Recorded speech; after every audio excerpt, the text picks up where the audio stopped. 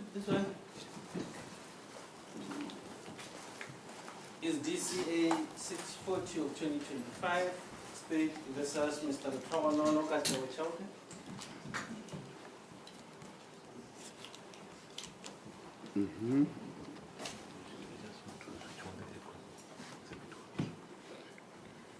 Yes, state. Thank you, Your Worship. Today is the 23rd of April 2026. We are again sitting in Court H.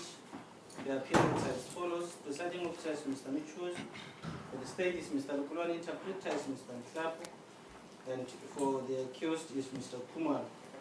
Worship, this matter was postponed until today for continuation of hearing. When we last adjourned, both the applicant and the respondent's case was closed.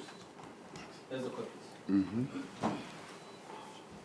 Can I have the charge sheet? I do not have the charge sheet with me. Morning, Your Worship. Good morning, defense.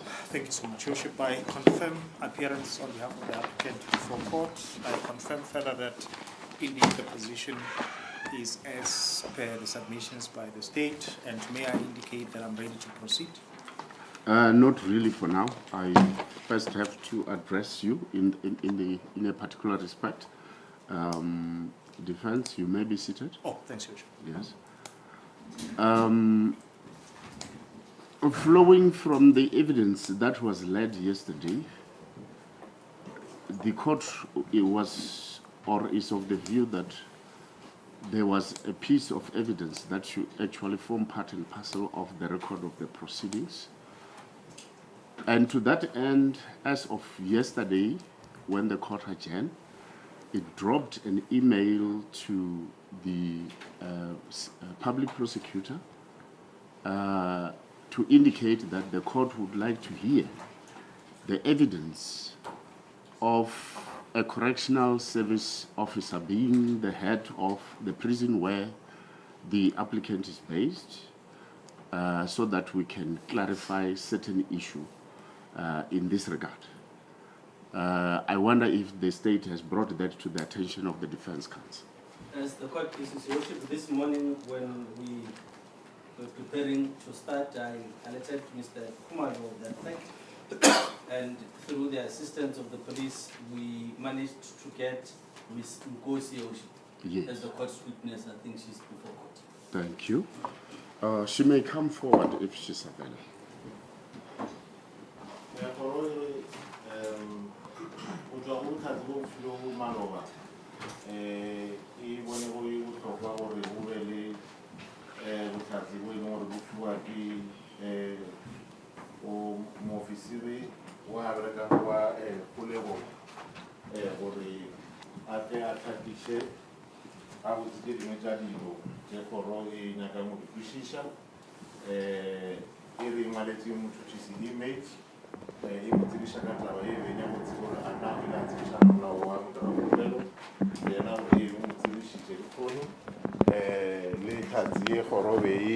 nyaka ore e bitšwe go tšwa kgolegong ke gona ba re ke mmenkosi o tlotla a efa botlhatsi wa araba diputšo tše kgoro e ka bang e na le tšona.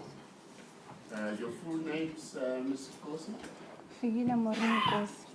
Who? Fikile Morin Kosi. Which language will you prefer to use? Zulu. Okay. The witness indicates that she would prefer to testify in Zulu. Oh no, I can speak English. That's fine. Yeah. Okay. She says English is fine as well. Okay. Witness, do you have any objection in taking a prescribed oath? No.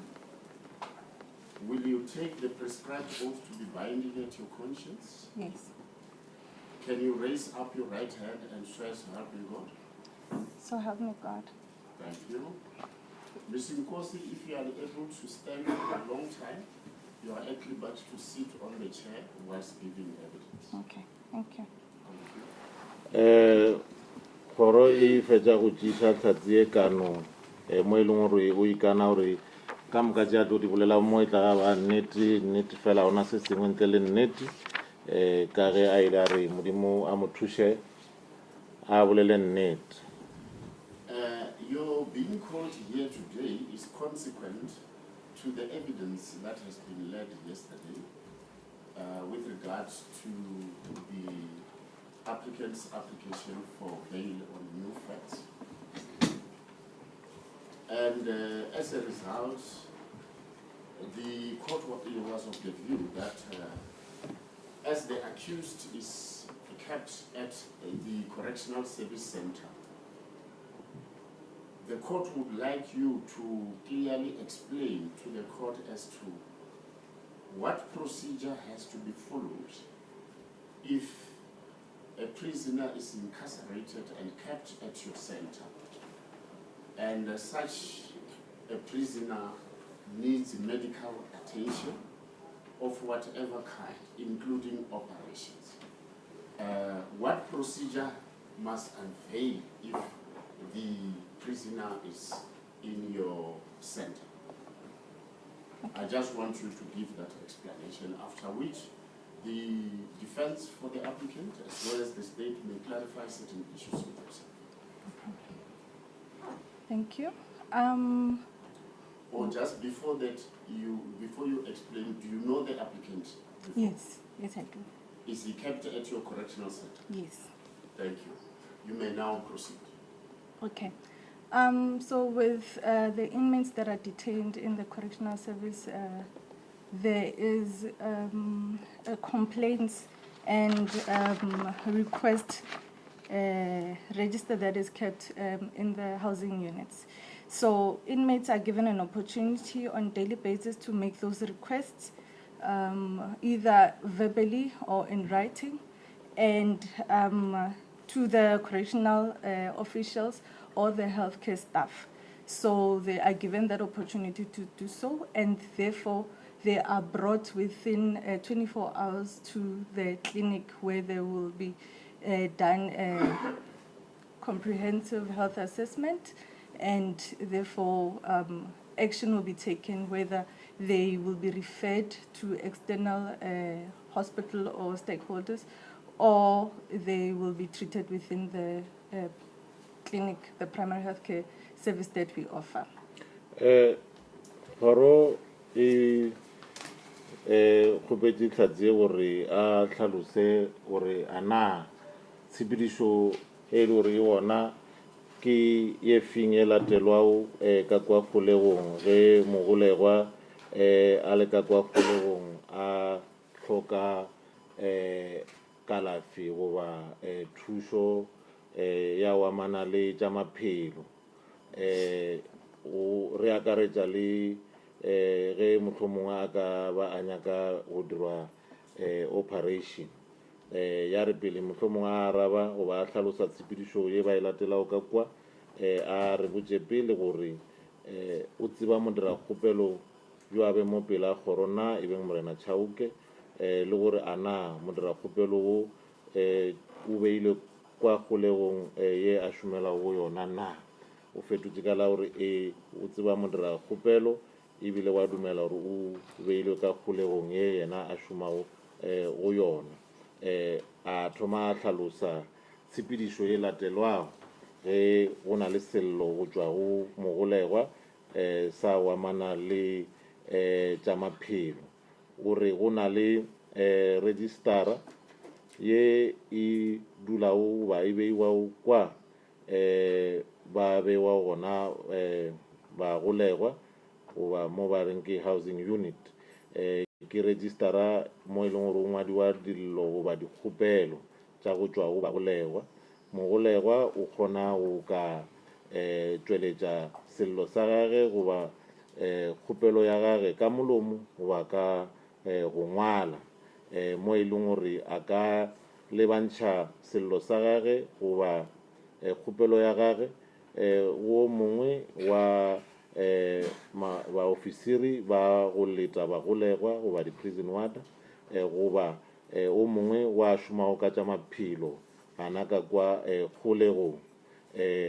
Ge a na le sello sa mohuto o swantse o tlishiwa clinic go sa tla go feta iri tše ka bang tše 24 gore a lekolwe ana kwa clinicing mo e leng gore ba tla dira tekolo ya go tsenelela ge ba bona go na le tlhokego ya gore mohlomongwe a fetišetšwe pele o hwetša kalafi ye kaone ke se se tla dirwago gore ba mo romele mo go swanetše gore a hwetše kalafi ya maleba. Do you perhaps know as to when did the applicant entered your prison center as per your records? He was admitted on the 14th of November 2025. Mara ana o ka ba o tseba gore modira-kgopelo o amogetšwe neng la mathomo kwa kgolegong ya lena a re o amogetšwe ka di 14 tša November ngwaga 2025.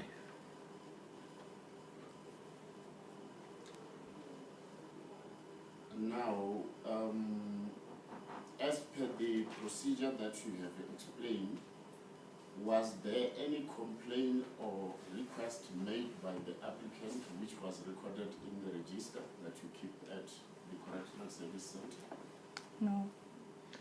Bare o ya le ka tlhaloso e file gore ke tshepedišo e latelwago ge motho a na le sello sa wa tša maphelo a na o ya ka tsebo ya gago ba ka kgatišo ya lena ka kwa kgolegong go na le sello goba kgopelo ye e tlišitšwego ke mo dira-kgopelo yo a be mo pela kgoro mabapi le go nyaka tlhapodišo ya wa tša maphelo a re aowa go ya ka kgatišo ya rena a gona sello wa kgopelo ya mofuto.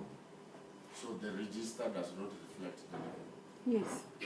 Ba re o ra gore registera ewe a e bontšhe selo sa go amana le sello mabapi le go nyaka tlhapodišo ya tša maphelo go tšwa go modira-kgopelo a re a e bontšhe.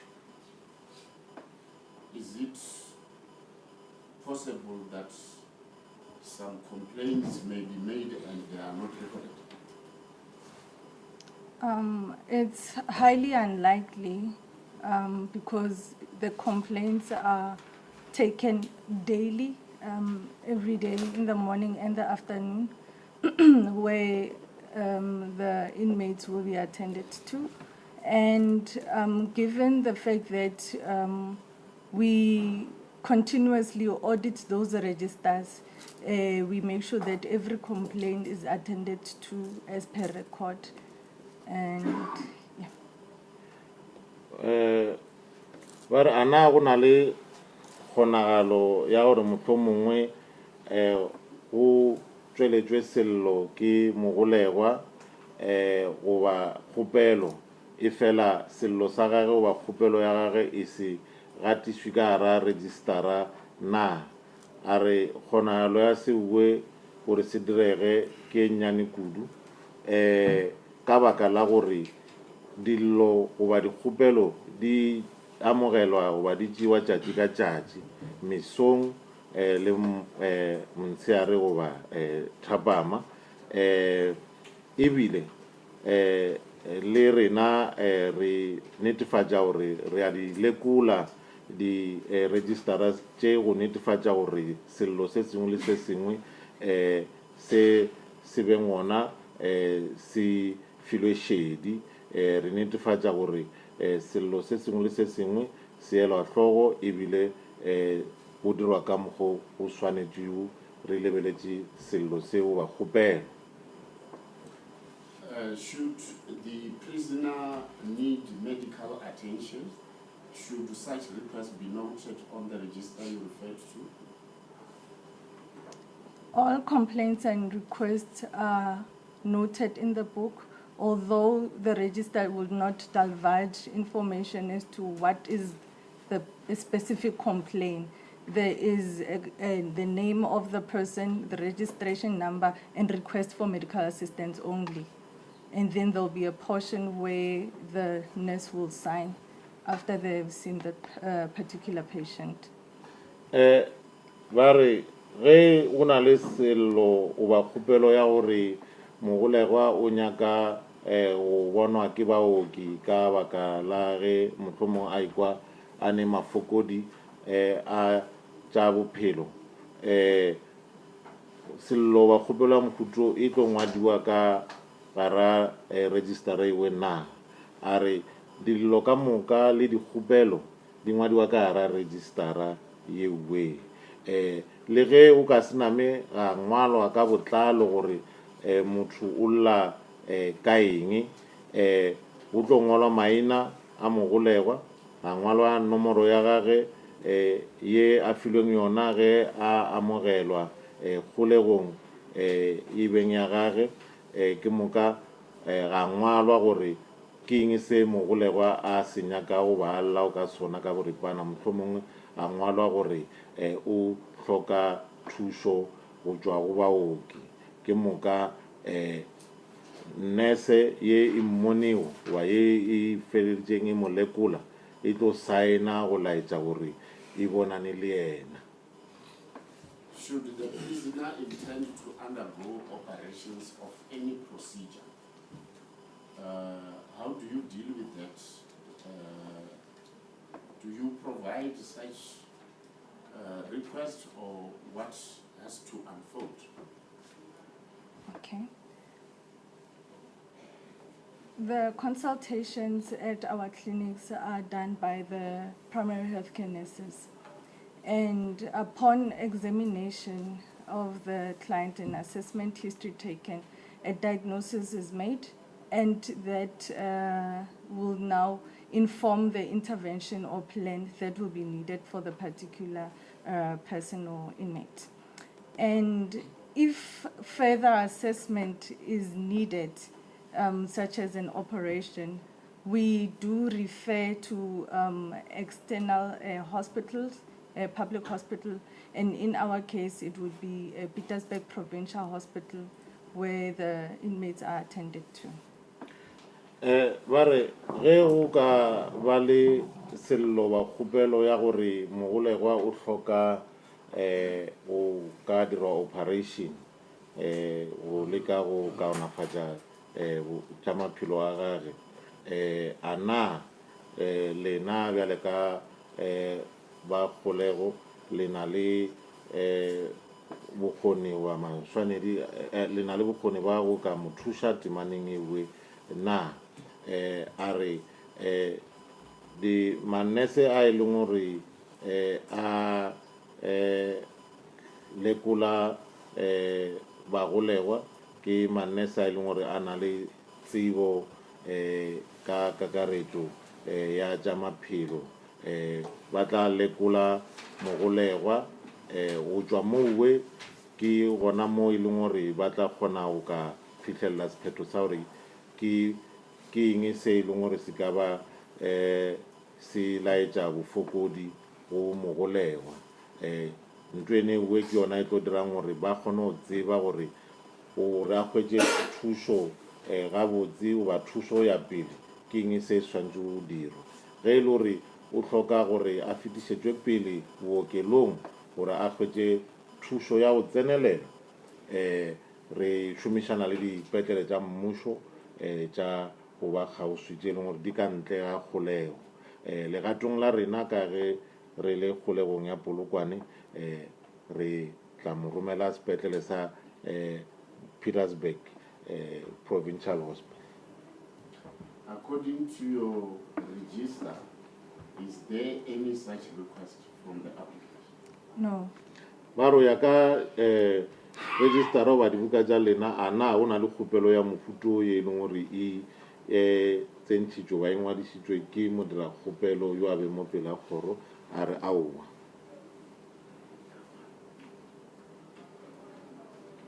According to your register, is there any denial of medication to be given to the applicant if indeed there was a complaint?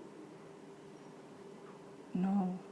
Baro ya ka registera wa buka tša lena a na o ka ba go na le kgopelo ye e tlisitšwe ke modira kgopelo ya gore o kgopela go fiwa dihlare ba kgolego ba gana na gore aowa a ona kgatišo ya mohuto gore o kile a ganetšwa go fiwa dihlare. Is there anything else that you would like to tell the court? No. mara a na o na le se sengwe mohlomong se wena o ka ratang go botša kgoro mabapi le seo o bileditsweng sona a re aowa? The witness is available for both the defense and the state if anyone has questions. I think I'll start to give an opportunity to the defense. Your Worship, may I just place it on record that the court might have noticed from my submissions earlier when I indicated that I was ready to proceed. The reason why I said so is because what I knew us to be doing today was submissions in terms of argument. So I was ready to proceed insofar as what the position was known to me. I am ready to proceed, but not entirely, with cross-examination. I can start now, but I will certainly need an adjournment. I'm not sure if the court would prefer that I start and ask for an adjournment later, or ask for an adjournment now, so that when I start, I complete. The court is flexible. I'm flexible I to think you. whatever is more preferable to you, the court will comply. Thanks. Let me just waste no time and start, but I will certainly. Even if you want this court first adjourn, the court is ready to do so. Let me not put you under any pressure. Yes, Your Worship, perhaps it's better that when we start with flow, can I ask for an adjournment, please? Thank you. Thanks, Your Worship. The court will adjourn.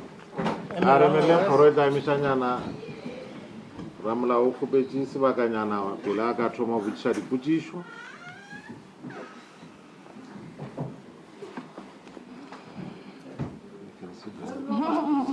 I don't want to be here. You don't want to be it. Nobody does. Nobody does. But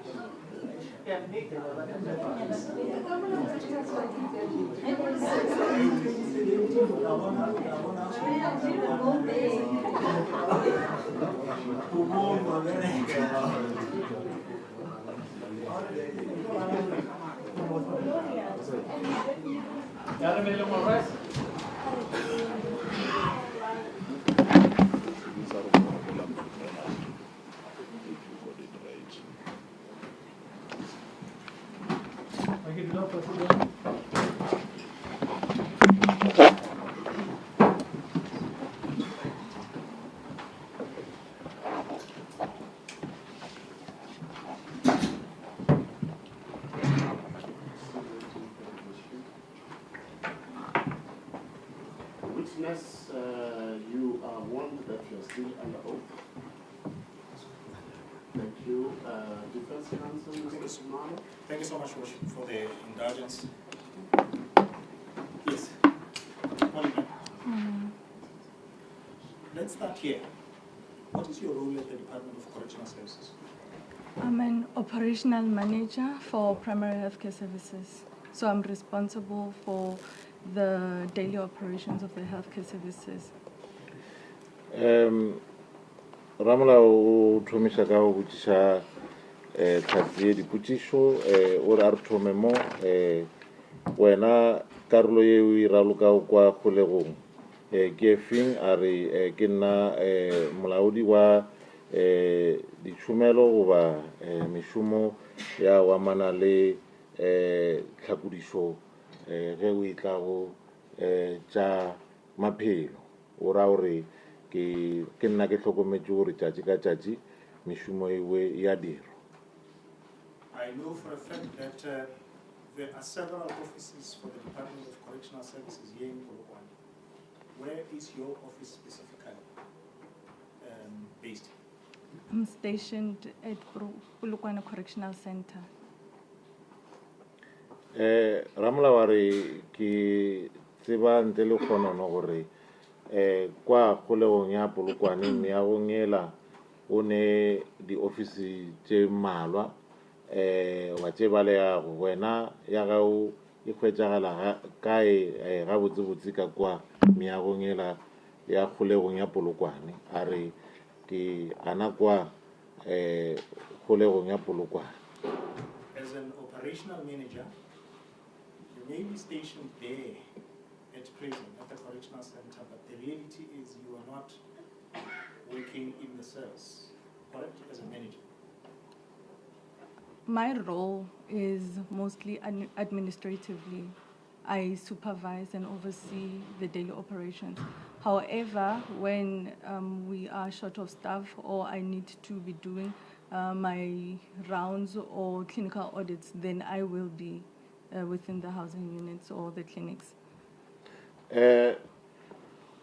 Bari wena bjale ka molaodi wa mishumo ya wa mana le ja maphelo ka kwa kgolegong o ka no ba o le ona kwa kgolegong ifela a o be ona ka kwa diseleng mo ba golegwa ba bewa ka gona ge a fetola a re nna gantši mošomo wa ka ke wa go lebelela gore tše di swantše o dirwa ke bao ba šomago ka fase ga nna di a dirwa le tshepedišo ya latelo e fela ge mohlomongwe re sena bašomi ba lekaneo ba re ne tlhaelelo ya bašomi ke ya ka kwa go dula gona bagolegwa goba ge ke hloka go ya go lekola goba go lebelela ka bonna mešomo ye e dirwago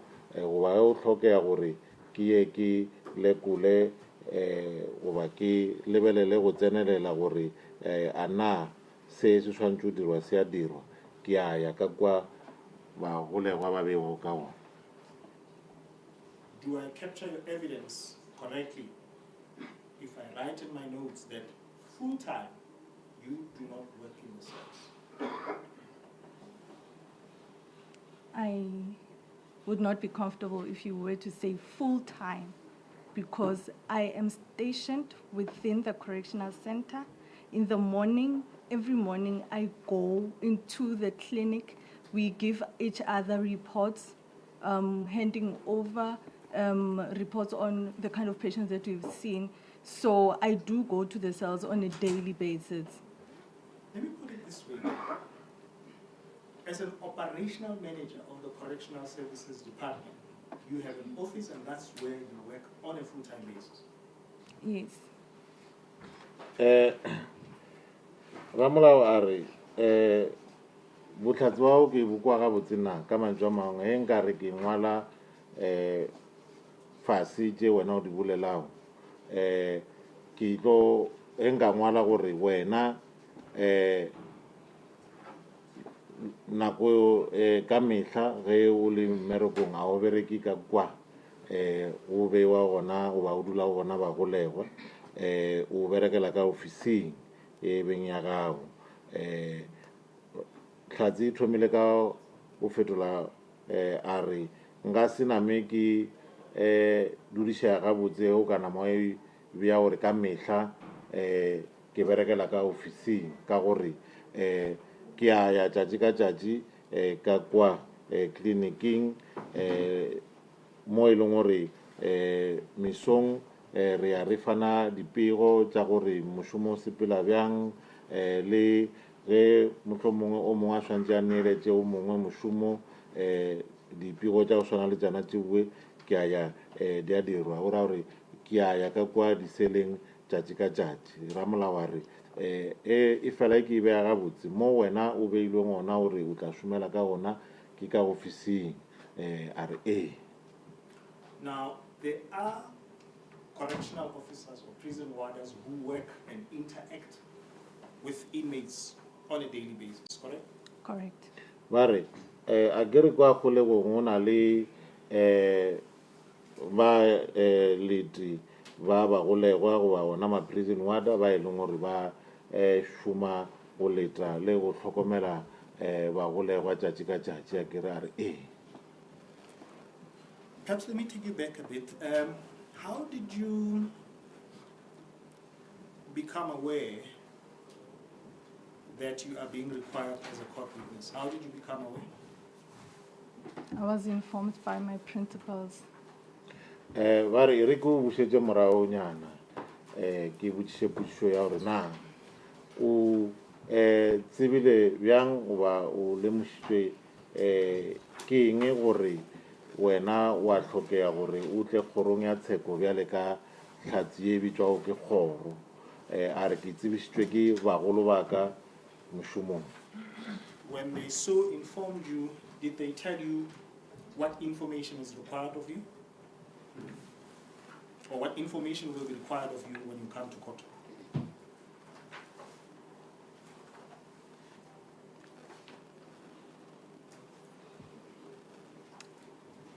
Not necessarily, because I'm the one who works at the Correctional Center. I'm the one who oversees the healthcare facilities within the Correctional Center. So I know what is required of me and my responsibilities thereof. Are Ramla wa botšiša bjale ge ba o tsebiša gore wa nyakea bjale ka tlhatsi kgorong a na ba ile ba go botša gore ke eng se o swantše o ye le sona goba ke eng se e leng gore go hlokega gore o tle o se tšweletše kgorong na a re nka se name ka re yalo lebaka e le gore ke nna ke bereka kwa kgolegong ke tseba maikarabelo a ka le karolo ye ke swanetše o e raloka kwa kgolegong. The reason why I'm asking you this question is a question arose and it was to the effect dealing with the date of admission in the correctional center, the date of admission of the applicant, and you spontaneously said, without referring to anything, 14 November 2025. You remember this? Yes. Ramolawa re lebaka le dirang gore go botšiše pušwe ke fetša mo botšiša yona ke ka baka la gore o na le putšo ye ba o botšišitšego yona ka mokgorong ya gore a na wa tseba gore yo modiragopelo o amogetšwe neng la mathomo kwa kgolegong ye o šomago go yona wena ntle le tshenyo ya nako le semetseng ntle le o ka lebelela sengwalwa goba o hlola se sengwe wa nama wa re di 14 November 2025 wa se gopola se go tlhatsi ya re ke a gopola ke dira ka mokgwa. So your explanation is, as soon as you were informed that you are required to be here through experience, you knew what information would be required, correct? Correct. Bare botlhatsi bao ke ba gore o ya le ka maitemogelo a wena o bennago ge o seno lemošwa gore wa nyakea kgorong ya tsheko o tsebile gore ke eng se o ka swanela ke gore o se tšweletše goba o se tsebe ge o ya kgorong ya tsheko wa re You testified in terms of the procedure of reporting a complaint or request by an inmate. You testified that there is a register. Correct. ba re o file botlhatsi ge o hlalosa tshepedišo ye latelwago ge mogolegwa a na le sello goba a na le kgopelo wa re go na le register a re go bjang. One of the things that I did during the adjournment is I found out from the accused if he's aware of this register, and he informs me that he's not aware of the register number 1 and number 2. There is no such register where they are kept. What's your problem? Bjala, oh, you can answer first. The register is available, and the inmates, upon admission into the cells, they are informed about such complaints and request registers. He is aware. Ramolao a re tše dingwe tša dilo tše ke di dirile ka nako e re emišitše lebakanyana ke go nyakolola go tšwa go modiragopelo gore a na o a tseba ka registera ye wena o boletšego ka yona gore ke ye e šomišwago o amogela dillo goba dikgopelo modiragopelo a re yena ga e tsebe registera eo ebile gabotsebotse a e gona registera ya mofuta oe tlhatsi ya re registera e gona le bagolegwa tšatši le ba amogelwago kwa kgolegong ba tsebišwa wa o lemošwa gore go ne le registara ya go ngwadiša dillo goba dikgopelo. Are inmates informed by you upon arrival? No. Ba re a na tsebišo ye bagolegwa ba fiwang yona mabapi le registara e ba fiwa ke wena? A re aowa.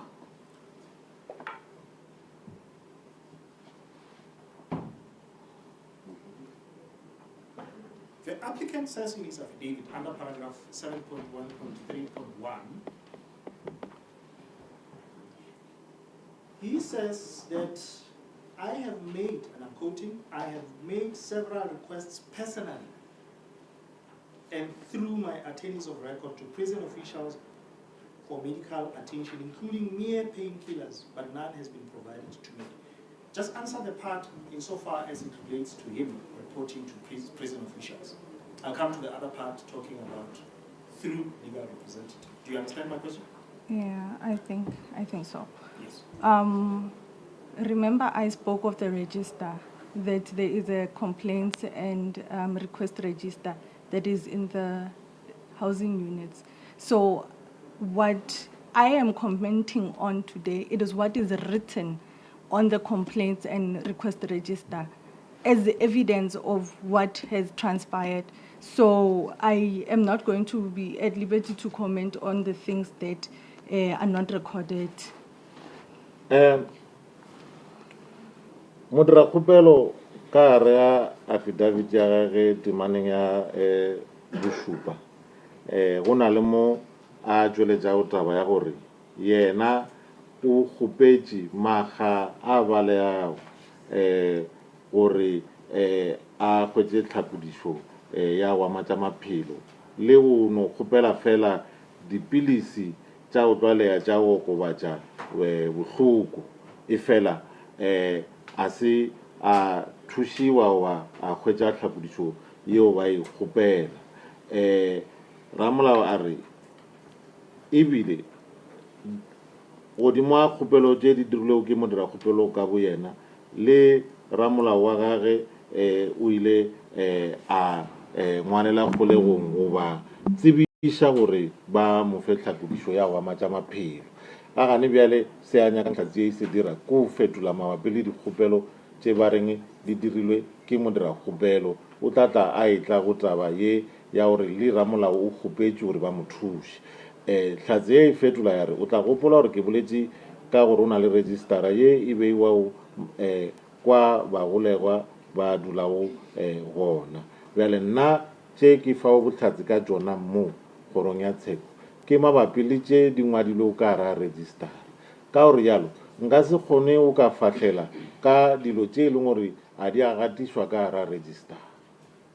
So your answer to the question, did the applicant communicate a complaint?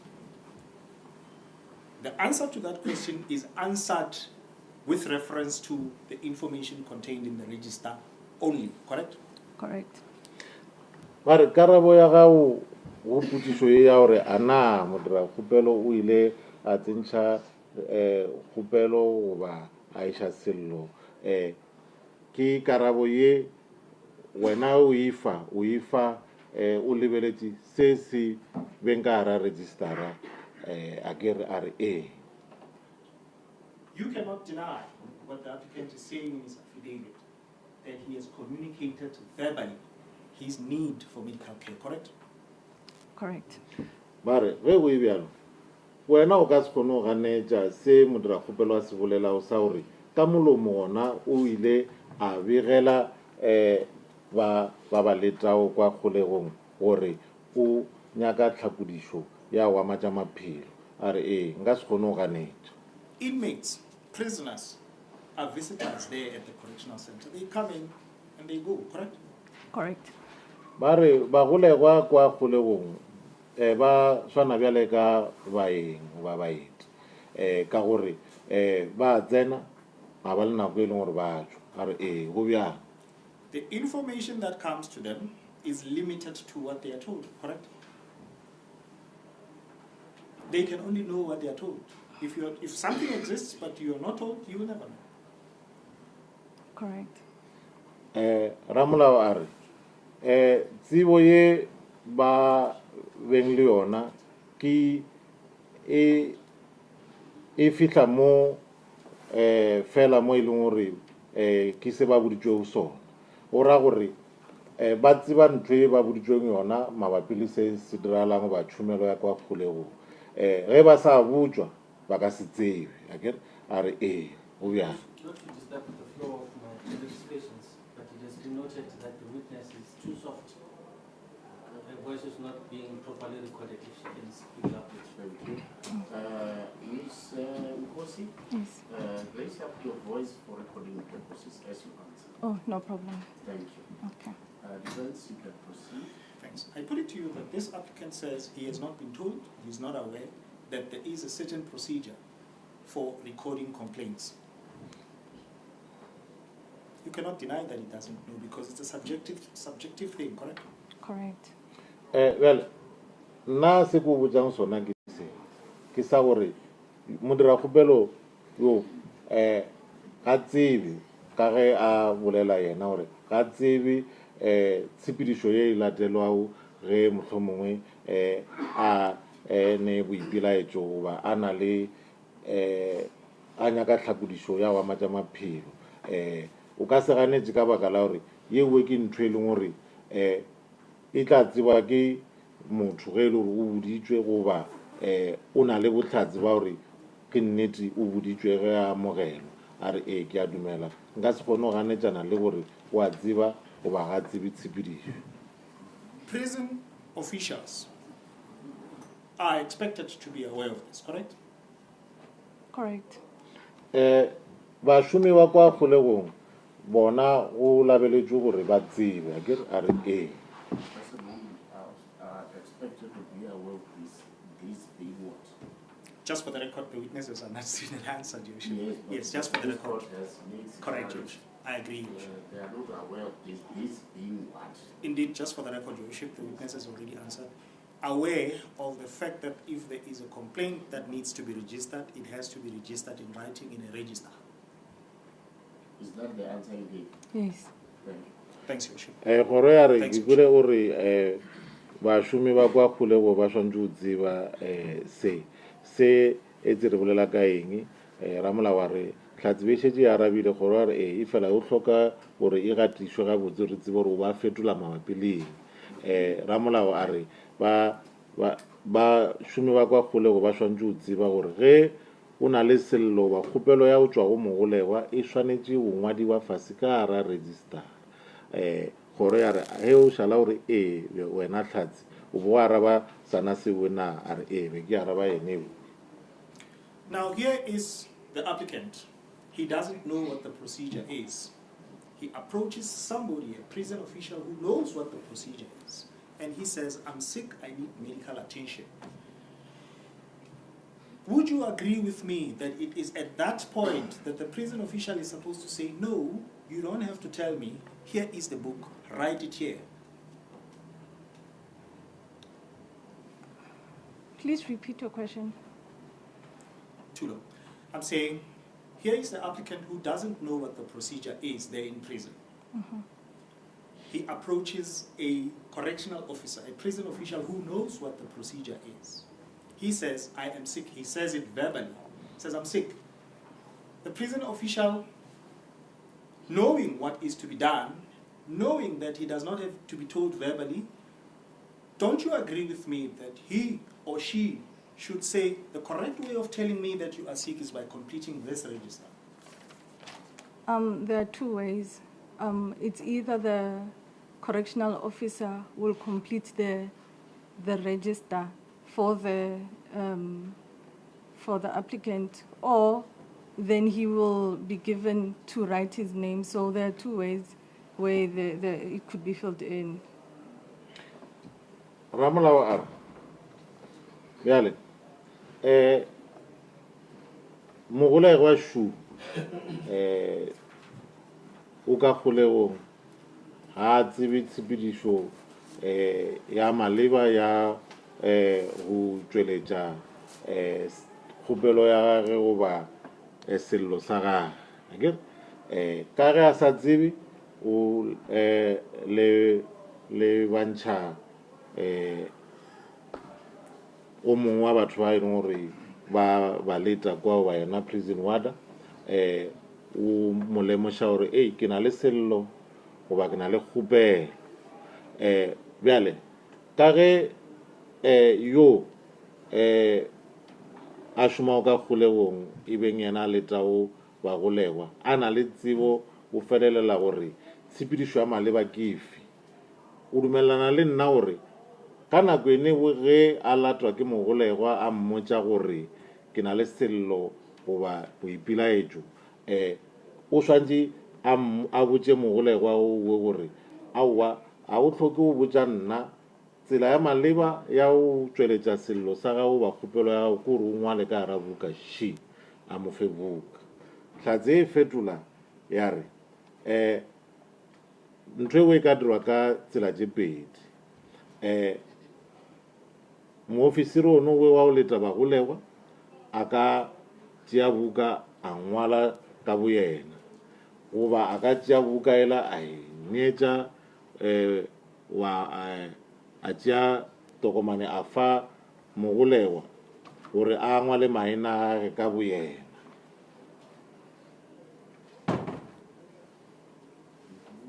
Now, if the applicant reported incorrectly his complaint, it then becomes the duty of somebody who knows, and in this case it would be the prison official, to do any of the two things. It's either he registers the complaint himself or he gives it to him, correct?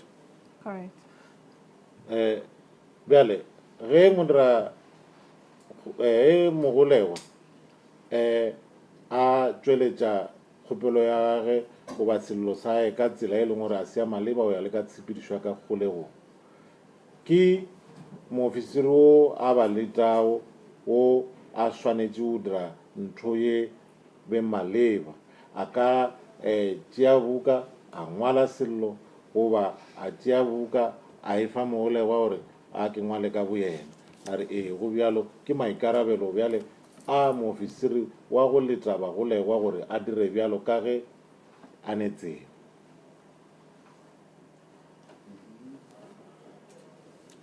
Now, I put it to you lastly on this aspect that the applicant says he reported, you say incorrectly, I say the correct part should have been done by a member of your department. I didn't say that the applicant reported incorrectly. You said that he reported verbally. I said it should have been recorded in the register because I'm giving testimony from what is written in the register.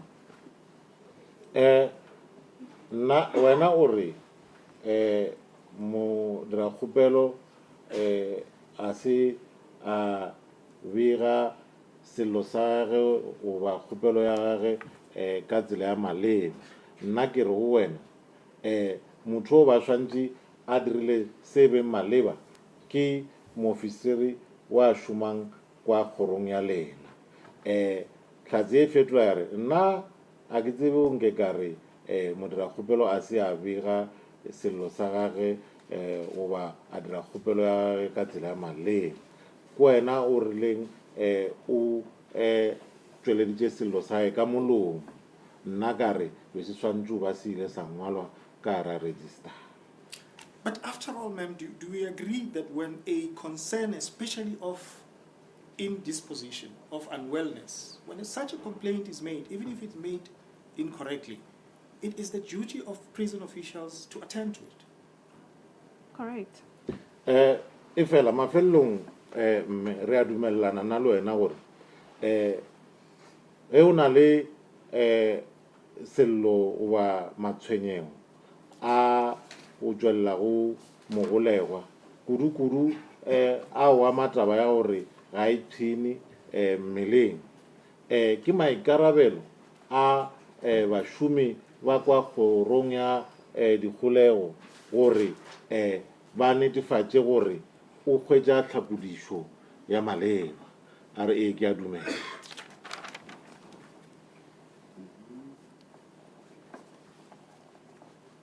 May I just take you back to your evidence? You testified that it is highly unlikely that a complaint would have been lodged by the applicant. You remember this evidence that you tendered? Please rephrase. I'm saying when you gave your evidence earlier, at the time when the court was asking questions, you testified that it is due to what you had explained. You said it's highly unlikely that he, the applicant, would have laid a complaint. You said Incorrect. this is your evidence. No, I'm quoting straight incorrect. from what you said. No, I didn't say that. They Correct. were asking me that people that register their complaints, can it be that they are not attended to for their complaints and requests? And I said it's highly unlikely where a person will register a complaint and tell the official that they are having certain problems, and then that complaint is not attended to, because we are supposed to attend all requests and complaints that are made due to health assistance or healthcare requirements. We are supposed to attend them within 24 hours. So that was what I was answering when I said it's highly unlikely that a complaint will be made and the person is not attended to. Wena o ifa botlhatsi mo o rile kgonagalo ya gore yo modira kgopelo o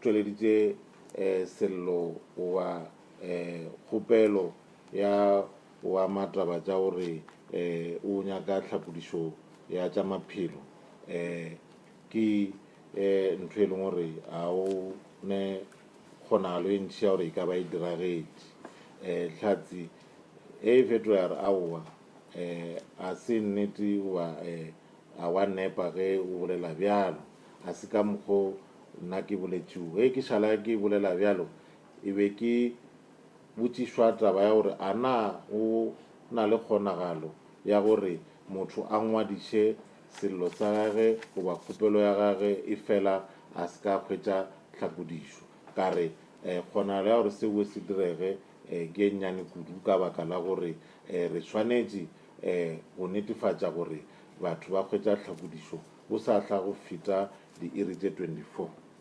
Now, I want to give you an opportunity to make a comment on this, and this is an extremely important issue because it's a concern that is raised in this case and in many other cases.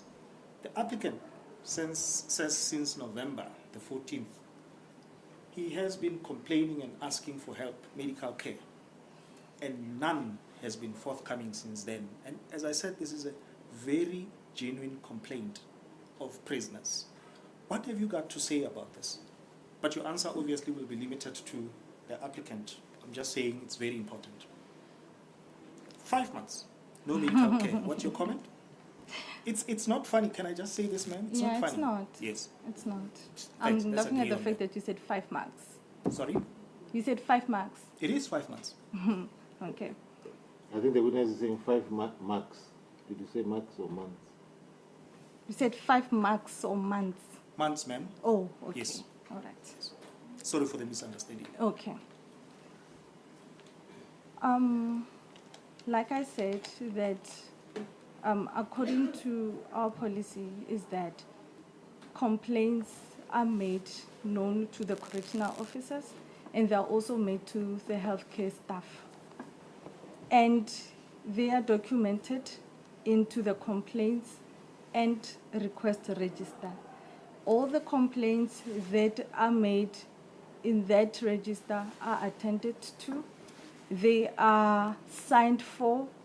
In terms of healthcare, the nurse that would have seen that particular patient, the doctor or social worker or whoever in our multidisciplinary team would have seen that patient will have to sign and record in the file in our clinical records that that patient has been seen and they have had intervention thereof.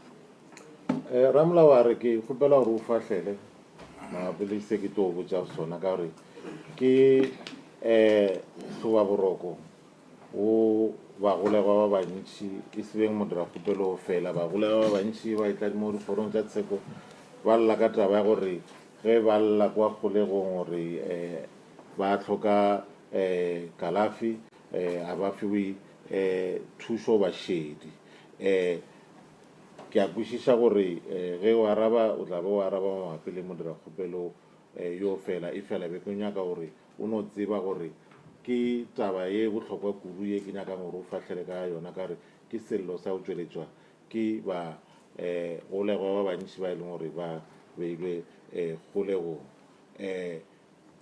modiragopelo o re o tloa ka November enela o ba o fihlela ane bjale magamma a balega a ntše a lla a llela go ba kwa kgolegong gore o hloka go hwetša kalafi ya tša maphelo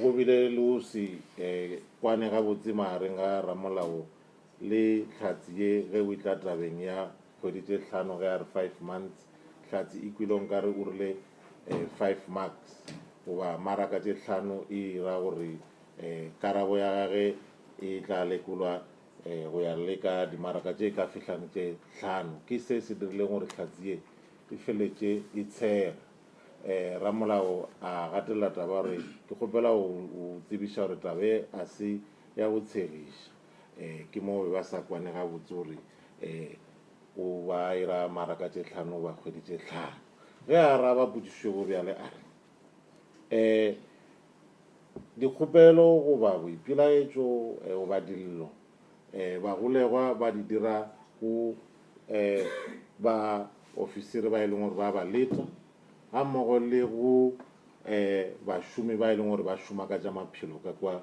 kgolegong dikgopelo tšeuwe dillo tšeuwe ba go ipelaetša go gatišwa ka gare ga registara ba bongwalwa ka gare registara ke moka ga netefatšwa gore kgopelo tšeuwe dillo tšeuwe di fiwa šedi yo a thušitšego ba a di filego šedi wa yo a fileng tlhapodišo go modiragopelo o tlo saena go laetša gore ke yena yo a mo filego thušo ka kwa kgolegong go ne sehlopha se se šomago go netefatša gore bagolegwa ba gabotse o ne dingaka o ne manese o ne badira le ya go bona ma-social work o ya ka thušo ye leng gore o ikgopetše le ya ifilwego o mongwe wa bona batho ba bongwe ke yena a tlo saenago go netefatša gore ke nnete o bonane le mogolegwa mabapi le se o balela ka sona. I think there has really been a misunderstanding because you did not understand my question. My question is this, man.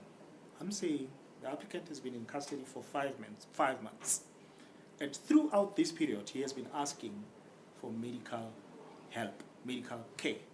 And I am saying this goes beyond this applicant. It's a problem faced by many inmates. It's a very important question. I'm saying to you, what have you got to say about this? That someone asks for medical care for 5 months and nothing is forthcoming. I understand the answer you gave. Sorry, Yoshi. I think it would be good if you restrict your question to the applicant. To the applicant. Thanks, Because Yoshi. if you say other prisoners, it's like you are representing other. No, I understand, Yoshi. So to restrict your question to this. Indeed, so I concur with the court, Yoshi. Yes, I say to you, ma'am, I agree with what the court has just said, that let's focus only on the applicant. The applicant says, I have been asking for help, medical help, for 5 months, and nothing has been forthcoming to him. Speak to his situation. What have you got to say? Like I said, that complaints are made verbally or in writing to the correctional officers or the healthcare staff. So I'm testifying based on what is being done. I cannot now say he has not been assisted because he has been verbally requesting for assistance. I'm speaking on the terms of what we do in the correctional center, is that we take complaints, we record them, and we ensure that the complaints are being attended to. Ramolao a re mohlomong a re kwana gabotse wa ra kwišana gabotse ge o itla go potšišo nna ke ipotšišitšego ka gore o bontšha go sa ya raba nna ke re o wena ke re modiragopelo o na le kgwedi tše 5 a tšweletša sello sa gage sa gore o hloka o hwetša kalafi goba go hlahlobiwa ke baoki ba mo fe tlhapodišo ya go ama tša maphelo le gane bjale ga ihwetše thušewe a tsebe o ka ihwetša o kgwedi tše 5 tše a di dutšego ka kgolegong bjale wena o ka reng ka seemo se sa gage a re ga a fetola a re kae ke boletše gore ba golegwa ba ka tšweletša dillo tša bona goba dikgopelo tša bona go baofisiri ba e leng gore ba ba letile goba go bašomi ba šomago ka tša maphelo ke moka di a ngwadiwa dillo tša bona ke moka di a fiwa šedi goba ra netefatša gore di fiwa šedi ye e swanetšego ba ka ipelaetša ka go bolela goba ka go ngwala bjale nna ke fa bohlatse mabapi le se se be gona dibukeng goba dikgatišong tša rena nka se kgone go fahlela ka se ke se nao bohlatse le sona nna ke no hlalosa fela tshepedišo ye rena re e latelago ge motho a na le sello sa go swana le se. Ma'am, I put it to you that on the grounds that I have raised, that 5 months, no access to medical care, it is clear that it can be deduced that even in the future, even if a report is made, the applicant will not have access to medical care. I put it to you. All our clients, or maybe the offenders, inmates in our case, are given a right to access to health care. No one is being denied any health care. If something is reported, recorded, it is done, and then we are made to account for. So I would not say that we have denied him any access to health care. Ramolao a re ka mabaka a ke šetseng ke a tšweleditše nna se ke o botšang sona ke gore se se bontšha gabotse gore le go tšwela pele le ka moso ge o ka ba le kgopelo ya go tšwa go modira kgopelo ya gore o hloka tlhapodišo ya go ama tša maphelo a ka se fiwe yona ka yo šetše o ke laetša gore ga fiwe šedi ge a dira boipelaetšo goba ge a tšweletša sello hlatse e fetola ya re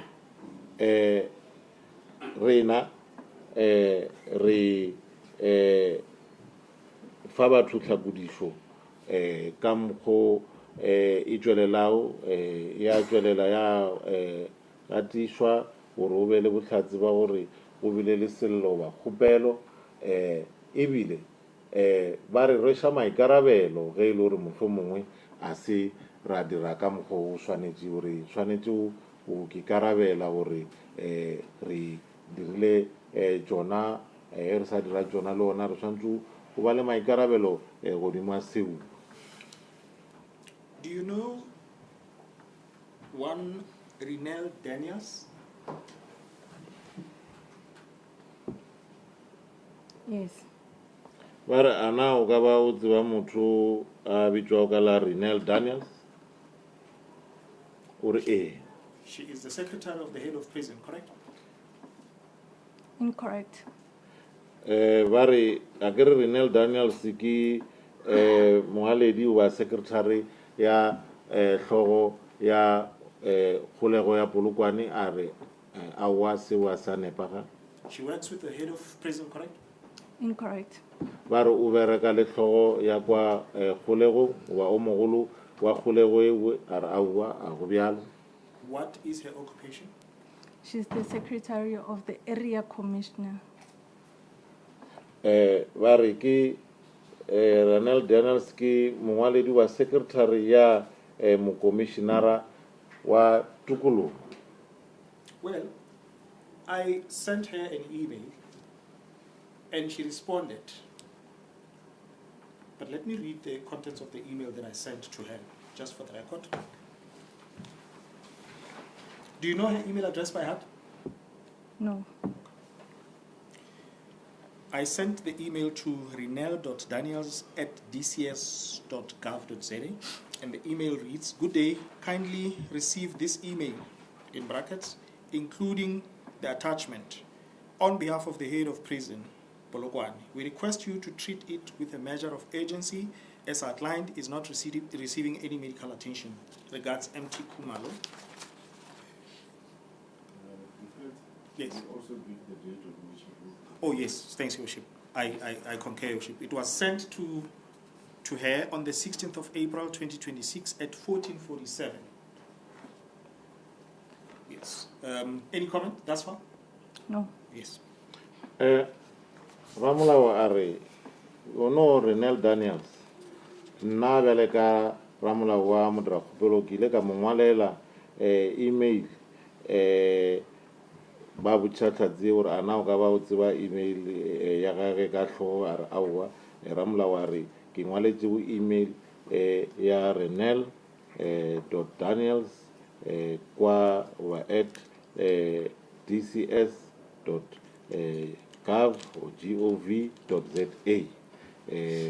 ore o yo mongwaletše ka di 16 tša April ngwaga 2026 nako e be e le metsotso e 13 o ya go iri ya boraro montsheare a ngwala a re o ngwadile gore ke kgopela o amogele email ga mmogo le se se momeditšwe goba se se tsamayago le yona email ye ke ngwala ke le ramolao wa emetšego modiragopelo morana Lehlohonolo Katlego Chauke ke kgopela le fešedi sello sa gage sa gore o hloka tlhapodišo ya tša maphelo kgopela le tšee taba ye bjale ka taba ye e leng gore e putlakile e hloka go dirwa ka ponyo ya leihlo. And just for the record, for the sake of the court as well as my learned friend for the state, Your Worship, it's Annexure LKCA of the applicant's affidavit. Thanks, Your Worship. Hlatsi ba e botšiša ba re a na o na le seo nyakang go se bolela mabapi le tabe o botšwang yona a re a gane bjale aowa. Now she responds to the email that we've sent. She says, "Good morning, nothing is attached." Do you have a comment thus far? No. Ba re yena Renel Daniels wa fetola o re wa dumediša gore masa wa meso e mebotse ke moka ge a fetša a re a gona selo se se momeditšwego godima email. When she responds, she doesn't say to me, "I don't work with the head of prison." Do you have a comment? No.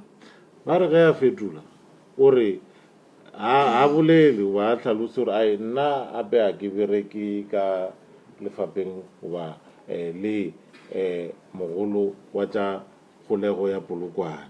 Ba re a na o na le seo nyakang go se bolela go fitlhelane bjale ka tše re o tsebišago tšona hlatse ya re aowa.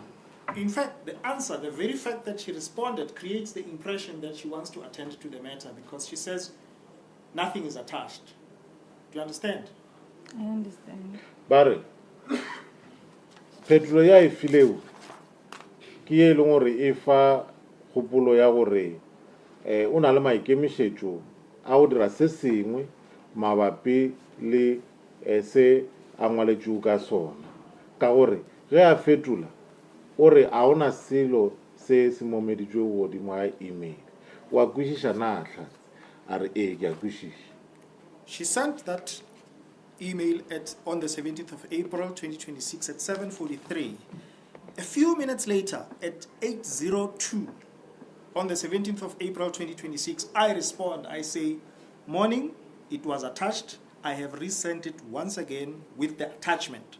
Kindly confirm receipt. Regards, MT Kumar. Ba re o fetotše sengwala se uwe ka di 17 tša April ngwaga 2026 nako e le metsotso ye 17 go ya go iri ya bo 8 mesong nna ka morawa nako e le metsotso e mebedi ka morawa iri ya bo 8 mesong ke ile ka mo fetola ka motamiša ke ge ke mmotša gore o na le sebe se momeditšwe gana mowe e fela amogela se amogele gape ke momeditše gape go sengwala se ke o ngwalela o sona gane bjale ke kgopela o kgonthišiše gore o amogetše se ke o rometšego sona. Any comment? No. A re Hlatse a ona se ke nyakang go se bolela mabapi le taba. When one looks at the bottom, I'm just putting it for the record, I know you don't have a copy. When one looks at the bottom, there seems to be 2 attachments, and these are exactly the same. You wouldn't have a comment on this, but I'm just placing it on record. Now, at this point, I want to place it on record once again that she does not come back to me now. And we work on the assumption that she has received it. Since then, this applicant has, in addition to the email, made further requests to be assisted, and he has not been requested. The answer is, even if an attorney gets involved requesting for assistance, no help is forthcoming. What is your comment? I cannot speak for the email that you sent to Ms. Renel Daniels because I just knew of it right now, so I cannot comment on it. Yala Ramolao o re godimo ga gore yena a ngwalele yo Renel Daniels email e uwe a tsebo ka a boya mo go yena go tloa nako enela se bjale a le ka go se bontšha ramolao ke gore le ge ramolao wa mogolegwa a le ka go tsena tabe bogare gore a netefatše gore motho yo a mo emetše o hwetša tlhakodišo a e be gona a na Hlatse ye o na le se e nyakang go se bolela mabapi le se e botšwago sona na ge a fetola re aowa nna nka se kgone go fahlela ka email ye wena o e ngwaletšego Renel Daniels ka gore ke tseba ka ga yona a ne bjang. The duty of the Department of Correctional Services, the main duty is to hold inmates. Correct? Correct. Ba re mme a kere maikarabelo mmereko wa kgoro ya dikgolego ke go netefatša gore e golega goba e bea bagolegwa kwa kgolegong a re ee. Other duties may be there, but these duties are secondary, and these include, amongst others, medical care. That is not your main function at the correctional center, correct? Correct. Ba re mešomo mengwe wa maikarabelo a mangwe a ka no ba gona kwa kgorong ya dikgolego e fela a se maikarabelo kgolo a kgolego ge a le gona maikarabelo go wa mebereko e tla ka fase ga nepo kgolo ya gore kgolego e be gona e beng ya gore bagolegwa ba be le mo ba beiwang gona e beng kgolego a re ee. Now, may I read section 12 of the Correctional Services Act, and it reads as follows. The department, referring to the Department of Correctional Services, it says the department must provide within its available resources adequate health care services based on the principles of primary health care in order to allow every prisoner to lead a healthy lifestyle. Even the Act itself says within available resources. Do you agree with me that it being a secondary function to provide healthcare services, you can only do so much. You can only do what you can do.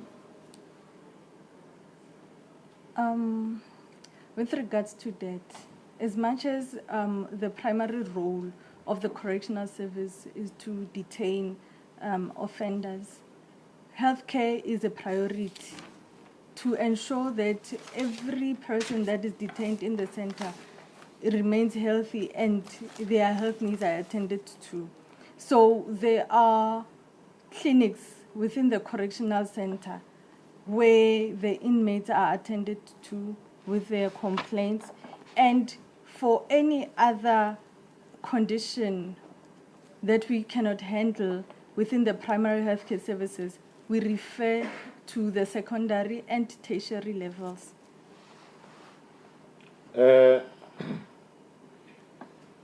Ramolao a re ke rata go tsupula go tswa molaong wa ma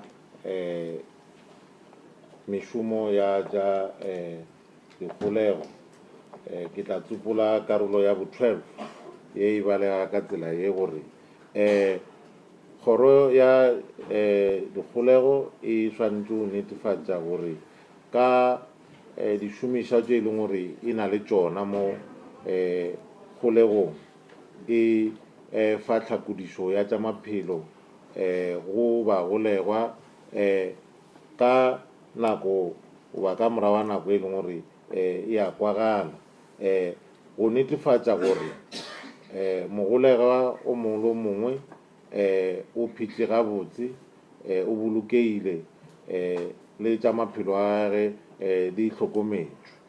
Bjale ramolao o gatelela taba ya gore le molao o re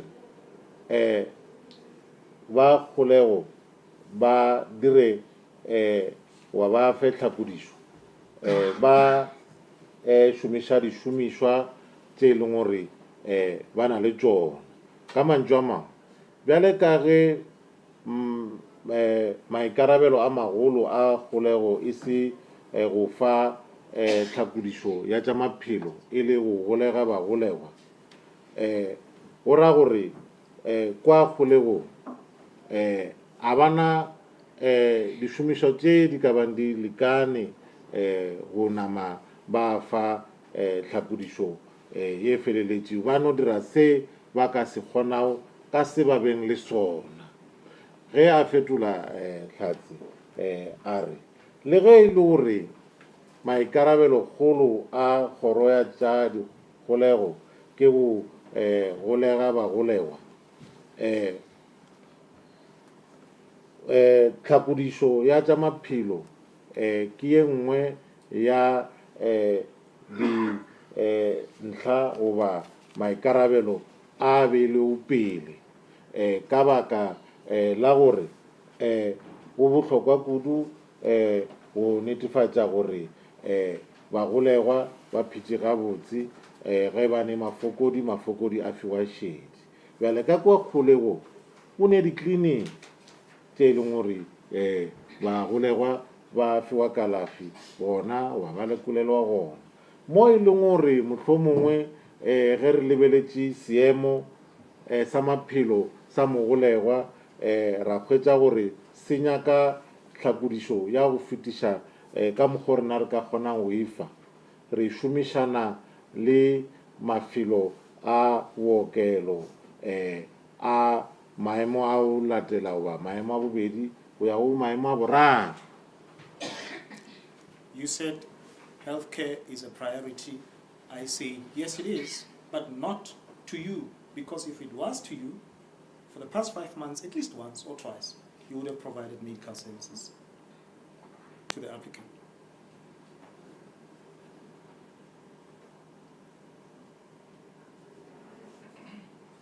Please rephrase the question. You said in your statement just now that healthcare is a priority when you started giving answer.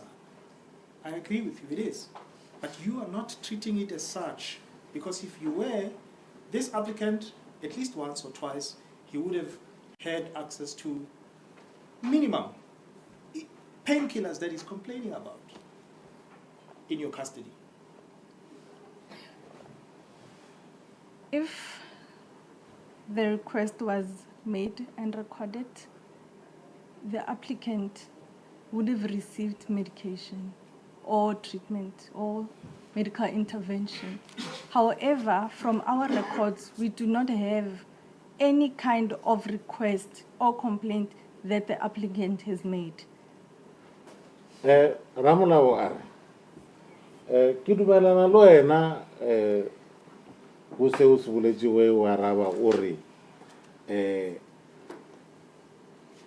go netefatsa gore bagolegwa ba phitse gabotse ke ye nngwe ya dinepo goba dilo tse e leng gore kgolego e di beile pele go mešomo ya yona e fela go lena a go bjalo ka gore he nkabe go le bjalo yo modira-kgopelo go kgweditše hlano tše a dutše ka kgolegong ebile a lla ka gore o kgopela go hlakodišwa ge o itla go tša maphelo bonnyane bjo be le ka ba le mothušitše ka bona le be e tla ba gore mohlomongwe gabedinyana a kgwetše hlakodišo yeue goba gona go no fiwa le ka no ba dipilisi tša go okobatša bohloko hlatse e araba ya re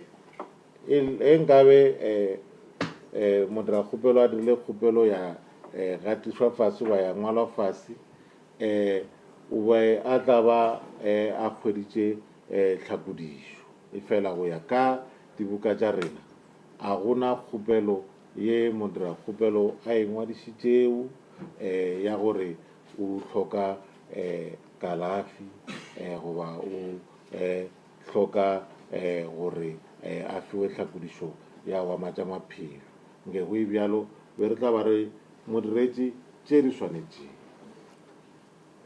You said you don't have anything in your records. I say no. You have an email that was sent to Renelle Daniels, LKCA, and this is in her inbox. That's your records. Wena gore a lena kgatišo ya o laetša gore o na le sello sa gore modira-kgopelo a tlhakodišwe ka tša maphelo e fela rena re re le na le yona kgatišo wa sengwalwa se se ngwaletšo Renelle Daniels ebile yo Renelle Daniels kwa go di-email tša gage go ne molaetša wo o tsenego go tšwa go rena o mo tsebiša ka taba ye. You can respond. Okay. When I said there is no record, I'm speaking in terms of the register that we are having that was part of the information that we got from the housing unit. Not necessarily the email that you sent to Renelle.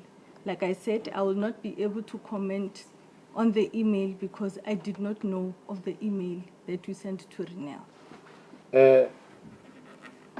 Nna e ke ra rena kgatišo ya go laetša gore o ne kgopelo ye e ngwadišitšwego ke modira-kgopelo ke bolela ka goba ke lebeletše registara ya rena ya go ngwadiša dillo goba tšona dikgopelo a gona kgopelo ye ngwadišitšwego ka gare registara go tšwa go modira-kgopelo bjale be ke sa bolele ka email ye wena o e rometšego Renelle Daniels ka ge ke šetše ke boletše nka se kgone go fahlela ka email yeue ka ge nna be ke sena tsebo ka ga yona ke thomile go tseba ka ga yona he wena o mpotša.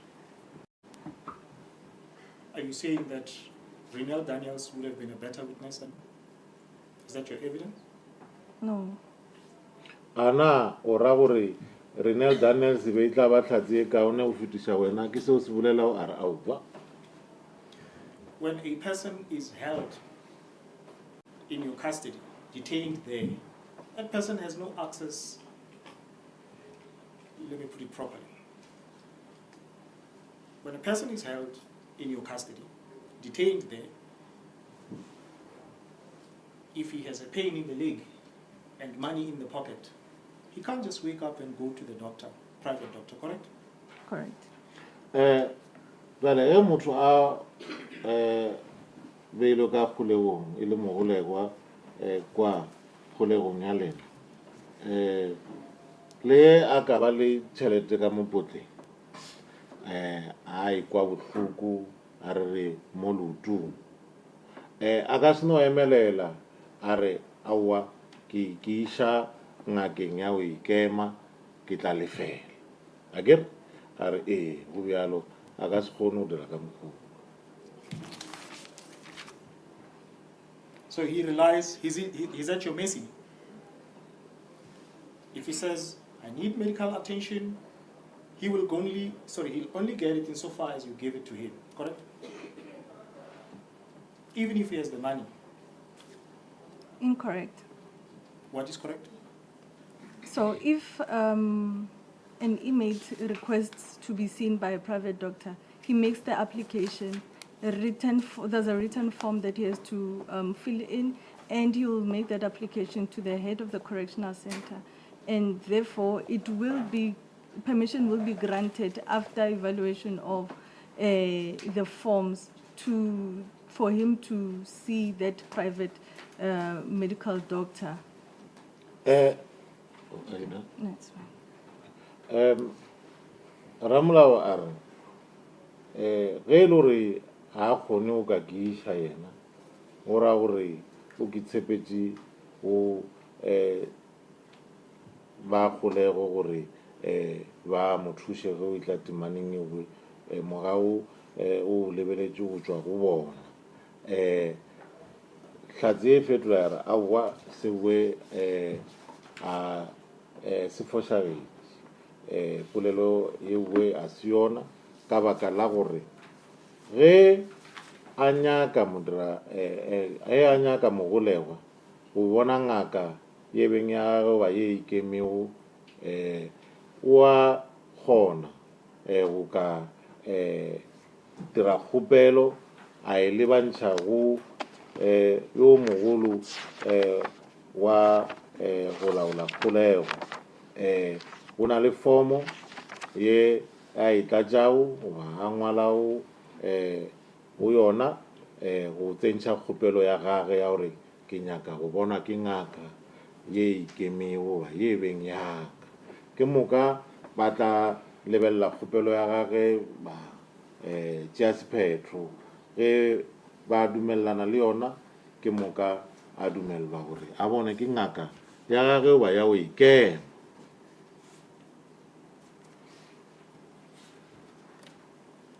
There is a doctor who gave evidence in this court testifying that this applicant requires an urgent medical operation, and he further said that he requires it, urgent medical operation, and he says that possibilities exist that he may become deformed. Do you have a comment on that? No. Bare o ne ngaka e tlile mo pela kgoro ya fa botlhatsi e tlhalosa taba ya gore modira-kgopelo yo o tlhoka operation ya wa maphelo ya šwanetšo ke se ngaka eo e se boletšego ya re ge a sa ikhwetše operation ye leoto la gage goba mo a tlhokang go dira gona operation se bopego sa setho seo ba lotuleuwe se ka golofala goba sa saba ka mokgo a belegwe ka gona goba a tlhaileng ka gona a na go na le seo nyakang go se bolela mabapi le taba e re o botšago yona a re ao Defense, I would like you and the state to clarify certain issues which I believe is still fresh in your mind and the state mind. The doctor who testified before court here in the presence of this court, as it is the presiding officer, indicated that he is a general practitioner. And when he visited the applicant, he saw the X-ray or whatever documents has been displayed yesterday. And he could not form an opinion.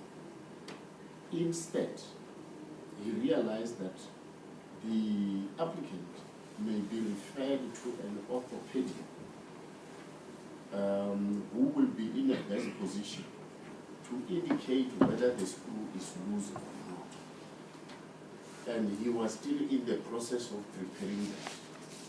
He never attests that he on his own came to that conclusion. He said he was busy making arrangement for an orthopedic. State, I don't know if you have the same understanding that I had. Yes? Should I start or the state, Your Worship? Either or? Okay, thanks, Your Worship. All that the court has said is 100% correct, Your Worship. But he said, if the screw is loose, that's what he said, if the screw is loose, then the eventuality that may arise from this is deformity. That's also correct, Your Worship. Yes, but that opinion was still to be affected by the specialist who, in this regard, as he stated himself, had not as yet observed and looked at those X-rays. Hence, he was looking for somebody to whom he may refer the applicant. That is what he was saying. Yeah, the last part that the court has just mentioned now, that is the part that respectfully I do not quite agree with the court, Your Worship. He did not say that he was waiting. He said, if the situation is that it is so, it seems, and that's the word he used, it seems it is loose, and if it is loose, then it may lead to deformity. No, defense, I don't want us to argue, because I'm not actually aiding or subtracting. Yes, Your Worship. I'm saying what he said. He said he is not an orthopedic. He was arranging for somebody who is a specialist. That's correct. Who can make a proper and full analysis of what he has perceived. And he was in the process of making such arrangement to suggest he himself was not in a position to make that final conclusion. Thanks, Your Worship. In fact, Your Worship, we agree with the court. The conclusion by the doctor is that because he has observed on the images that the screw might have been dislodged, he intended, while managing the pain, to engage an orthopedic surgeon to make that determination whether or not to subject the bail applicant to an operation or not. That is the intended plan, not that it was what was to be done on the applicant as per his evidence. We agree with the court. Thank you. Thank you. You can proceed with your questions. Thanks, Your Worship. Thanks, Your Worship.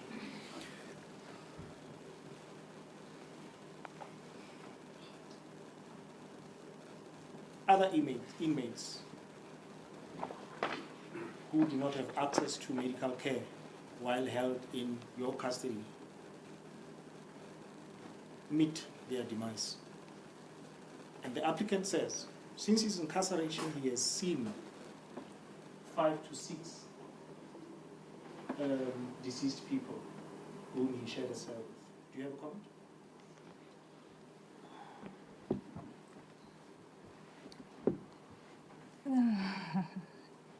That is incorrect.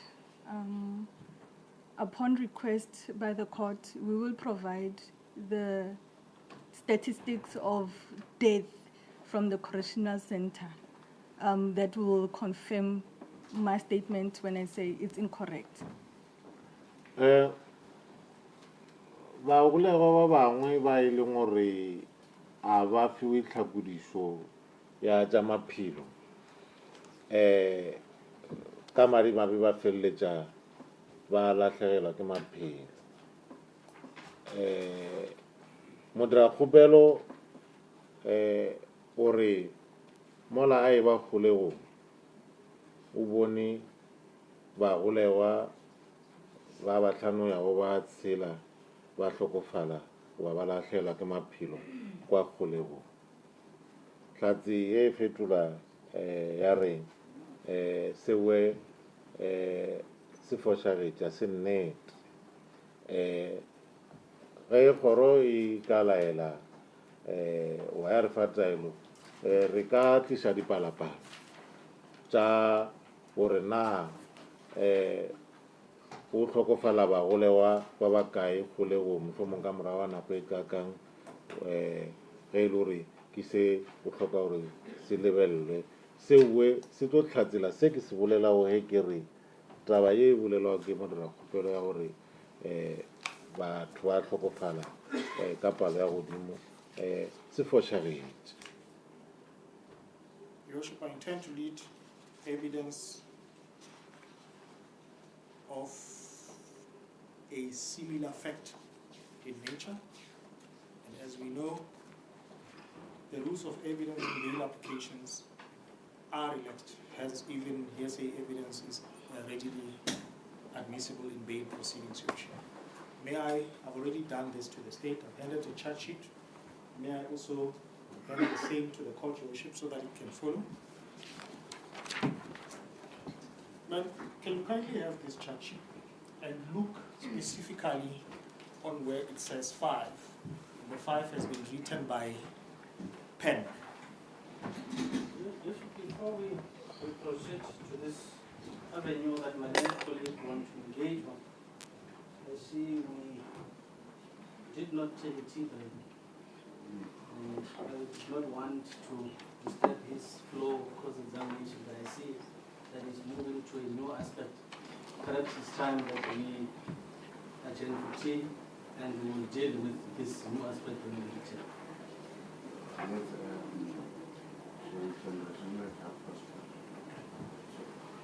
As the court. First, the state is making a request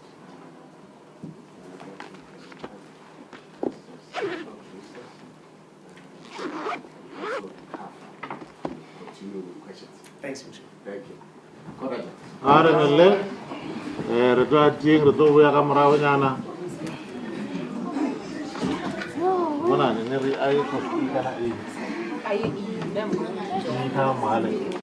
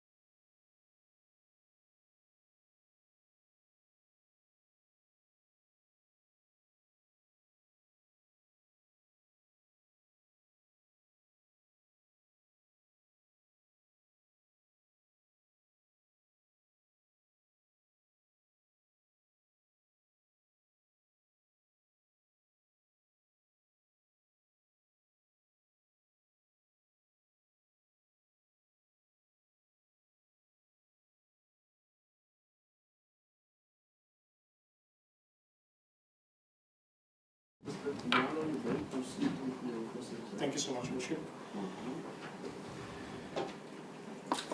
Now, the applicant is well known, he's a musician, you know him? Not before this time.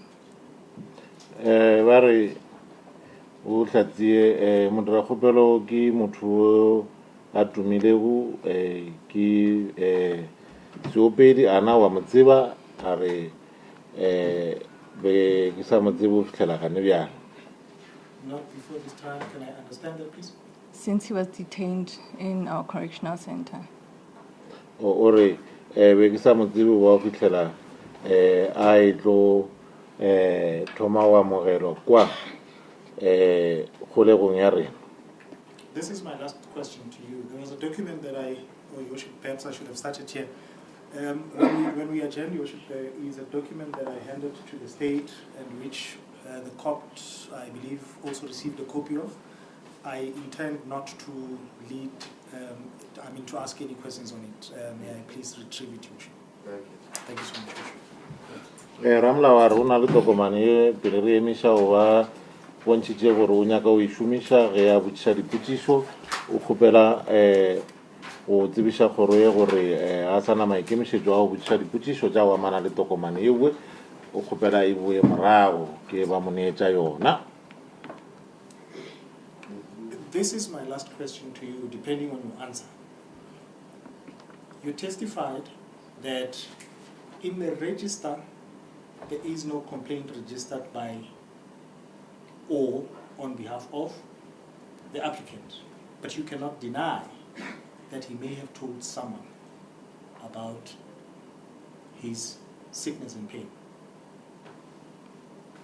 I wouldn't know if he told a person and it was not registered. I gave testimony based on the register. Ramla wa re botšišwe ke tlo bošanga na e tla ba ya mafelelo ye e lebantšitšwe go wena e fela seo se tla laola ke karabo ye o e fang bjale wena o file bohlatse wa re registara e bontšha go sena kgopelo goba sello se se ngwadišitšwego ke modira kgopelo goba legatong la gage e fela le ge o e bjalo o ka se ganetše gore modira kgopelo a ka ba boditše motho o mongwe a nako a kgolegong sello sa gage goba kgopelo ya gage. Hlatse e araba ya re nka se tsebe gore a ka ba boditše motho a sa botša motho nna be ke fa bohlatse ka se se tšwelela o ka ra register. And if you wouldn't know, you wouldn't deny it.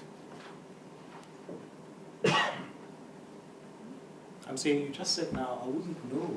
And I'm saying if you wouldn't know, therefore you wouldn't deny what you don't know. I cannot deny. Bare ka ge o sa tsebe gore selo se ka ba se diragetše wa se sa diragala o ka se ganetše ge o mongwe a ka o botša gore se diragetše akere a re nka se ganetše. Thanks, Your Worship, that's all.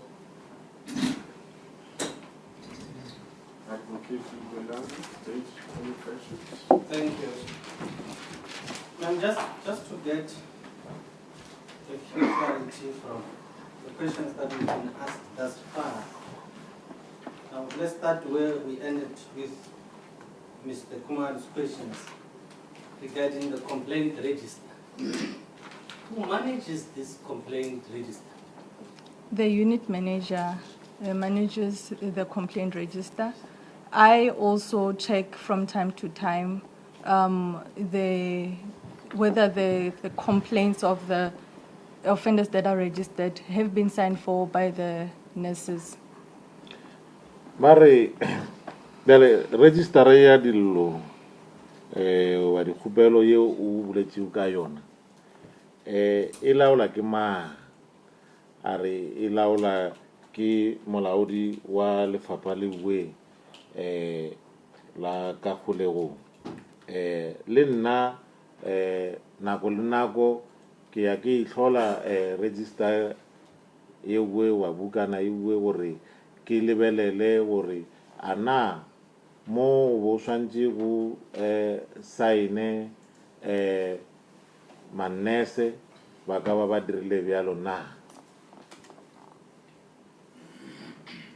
what would be the involvement of the inmate insofar as inscribing the complaints in this complaint register? When they have complaints, the register is made available. So in most instances, the register will be there for the official to record the complaint that was made by the inmate. And then in some cases, maybe a person will be told to register the complaint. Bale ba re o dirala eng ge e le gore go na le sello sa go tswa go modirakhupelo a re buka eo ba register e bue go netefatsa gore e ba gona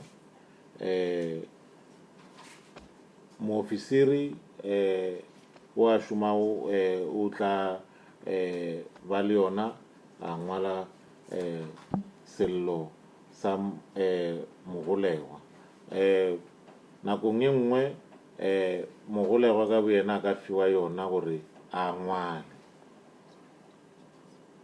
Now, perhaps what I want to find out in clear terms is to say who would record the reported complaint in the register. It would be the correctional officer. Bale ka polelo e tlhakileo se ga botsebotse ke nyakang go se kwišiša ke gore ke mang a botsebotse yo a tla ngwalago sello se se tšwelelago ka gare ga registara wa buka ye a re e tla ba moofisiri wa go šoma kwa kgolego. And if the official is the one to record that complaint, what then would be the involvement of that complainant? Then they will be brought to the clinic with regards to the complaints that they have made. And if there is a complaint that has not been attended to, the inmate is now given an opportunity to write a letter to the head of the correctional center where it will be recorded, and the head of correctional center will then take it forward to ensure that the complaint is attended to. Bale ba re gana mo go karolo ya molli molli re ra o a tla bang a tšweletša sello bjale ka mogolego ke ye feng karolo ye a e ralokago mo we tlhatsi e re ge ba seno ngwala sello sa gage o tlo tlišiwa go baoki kwa goba bašomi ba šomago ka tša maphelo gore a lekolo ba a fiwe šedi ye e tlhokeyago ge e le gore mohlomongwe sello sa gage a se sa fiwa šedi modirakhupelo o tlo fiwa sebaka sa gore a ngwalele tlhogo ya kgolego gore e kgone go tseba ka sello sa gage se tlo go gatišwa le sona fase e seno amogelwa ke mokatlho ya go laola kgolego ke yona e tlo netefatšago gore sello sa gage se fiwa šedi. Now let's deal with the issue of private medical care. Is it allowed in correctional centers? If an inmate or an offender requests for private health care, he will make an application to the head of or address to the head of the correctional center to have access or permission to be seen by a private or private medical doctor or dentist. And upon the receipt of the application from the offender, then the head of the correctional center may grant permission for the offender to be seen by a private medical doctor in the correctional center.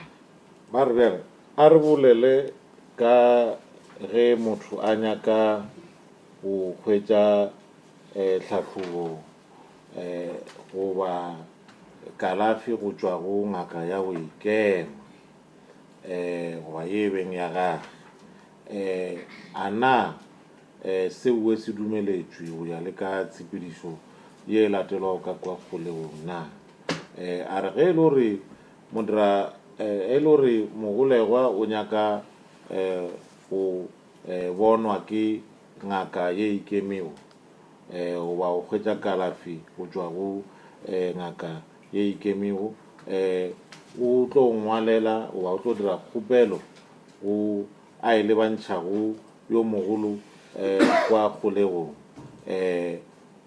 gore yena o nyaka go bona ke ngaka ya go ikema ke moka wo mogolo wa kwa kgolegong a ka no mo fa tumelelo ye bo ya re o a dumelelwa gore a ka bona ke ngaka ya go ikema ke moka a bona ke ngaka ye ikemeng.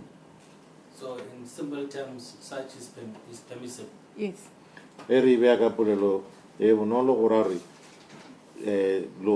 kgopelo ya mohuto e a dumelelwa gore e ka dirwa a re You had confirmed that Ronel Daniels is an employee of the department and also assists the area commissioner. Confirm. ba re o boletse taba Ronel Daniels ke o mongwe wa bašomi kwa kgorong ya tša dikgolego o thušana le mokomišenara wa tukologo a re Now, what is the coordination now between the area commissioner and the head of the center? The head of the center reports to the area commissioner. And if there's anything that the area commissioner wants to inform the head of the center, then she will do such. But the area commissioner is the supervisor of the head of the center. ba re bjale phapano e kae magareng ga commissioner o a lebeletše selete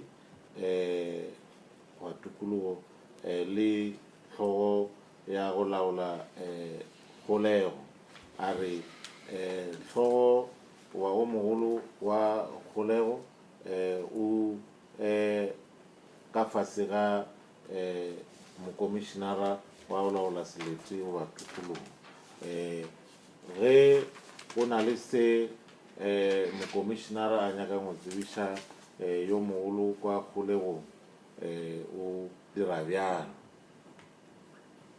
Now, and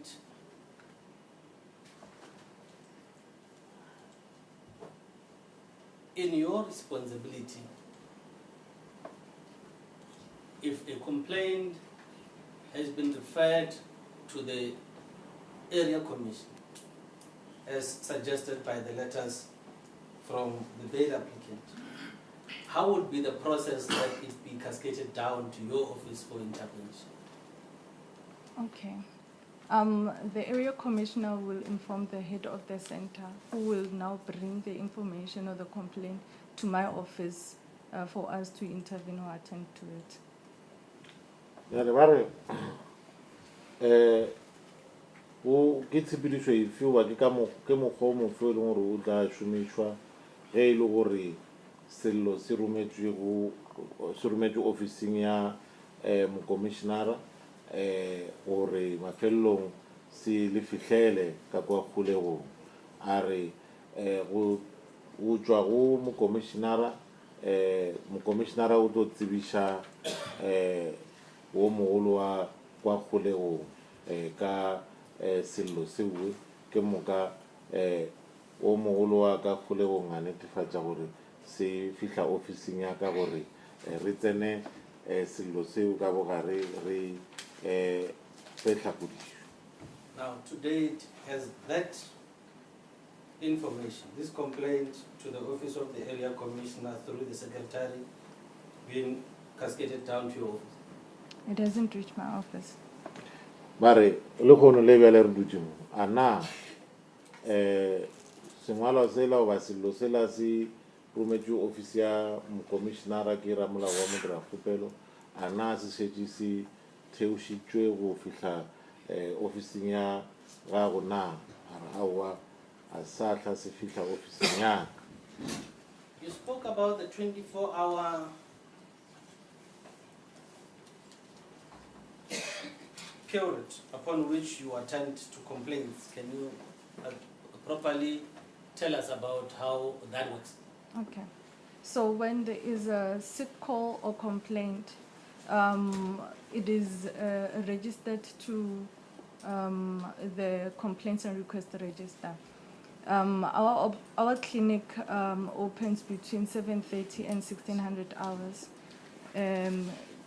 At such time, the clinic is functional, so the officials bring the complaints and request register together with the inmates for consultation. And if there is an urgent need for healthcare after our operating hours, then there's always a standby nurse who is called to come to attend the sick inmate. Ba re go boletše ka taba gore le tshwanetse go fa tlhakodišo go sa tla go feta iri tše 24 ka morago ga go hwetša goba ka morago ga gore go be le sello goba pego ya gore o mongwe wa bagolegwa ga ipshine goba ga kekwe ga botse. Bjale a na o ka re tlhalosetša go tsenelela gore e bereka bjang taba e bue a re clinic ya rena goba a re ge o na le sello goba pego ya gore o ne mogolegwa wa go se tsoge gabotse ba go se ipshine sello sewe goba pego ewe e ngwalwa ka gara registera ya dillo goba ya dikgopelo. Bjale clinic ya rena e bula ka 7:30 ya mesong goba o fihla ka iri ya 4 thapana. Ka 7:30 ge e seno bulwa clinic, ge o bile le dillo wa dikgopelo baofisiri ba o leta bagolegwa ba tlotla le registera ya dillo goba dikgopelo ga mmogo le mogolegwa o a hlokago kalafi goba go lekola ke moka a lekola. Ge e le gore go na le sello wa pego ya tšhoganetšo mo e leng gore mogolegwa o hloka kalafi goba go fiwa šedi ge o itla go tša maphelo e fela ka nako e bue clinic e tswaletše go na le nurse ye e dulago e dutše komana madula bapile a emetše pego tša go swana le tšana tše bue gore a fe tlhakodišo ya tšhoganetšo. Now, and you would tell if you are unable to assist on this one, but it bothers me that is there instances where an inmate would report a complaint for over 5 months, let's say, as is in this case, and that would go unrecorded in the register? In my experience, it has never occurred. Like I said, that complaints and requests are taken every day. They're taken in the morning, even in the afternoon. So it has never happened where an inmate would request for medical assistance for over 5 months, and not even once has it been brought to our attention. It has not been recorded in any of our registers. Mojussari, o tla bolela ge e le gore ga o kgone ka re thuša ka se ke tlo se botšišago e fela ke nyako tseba mo gore a na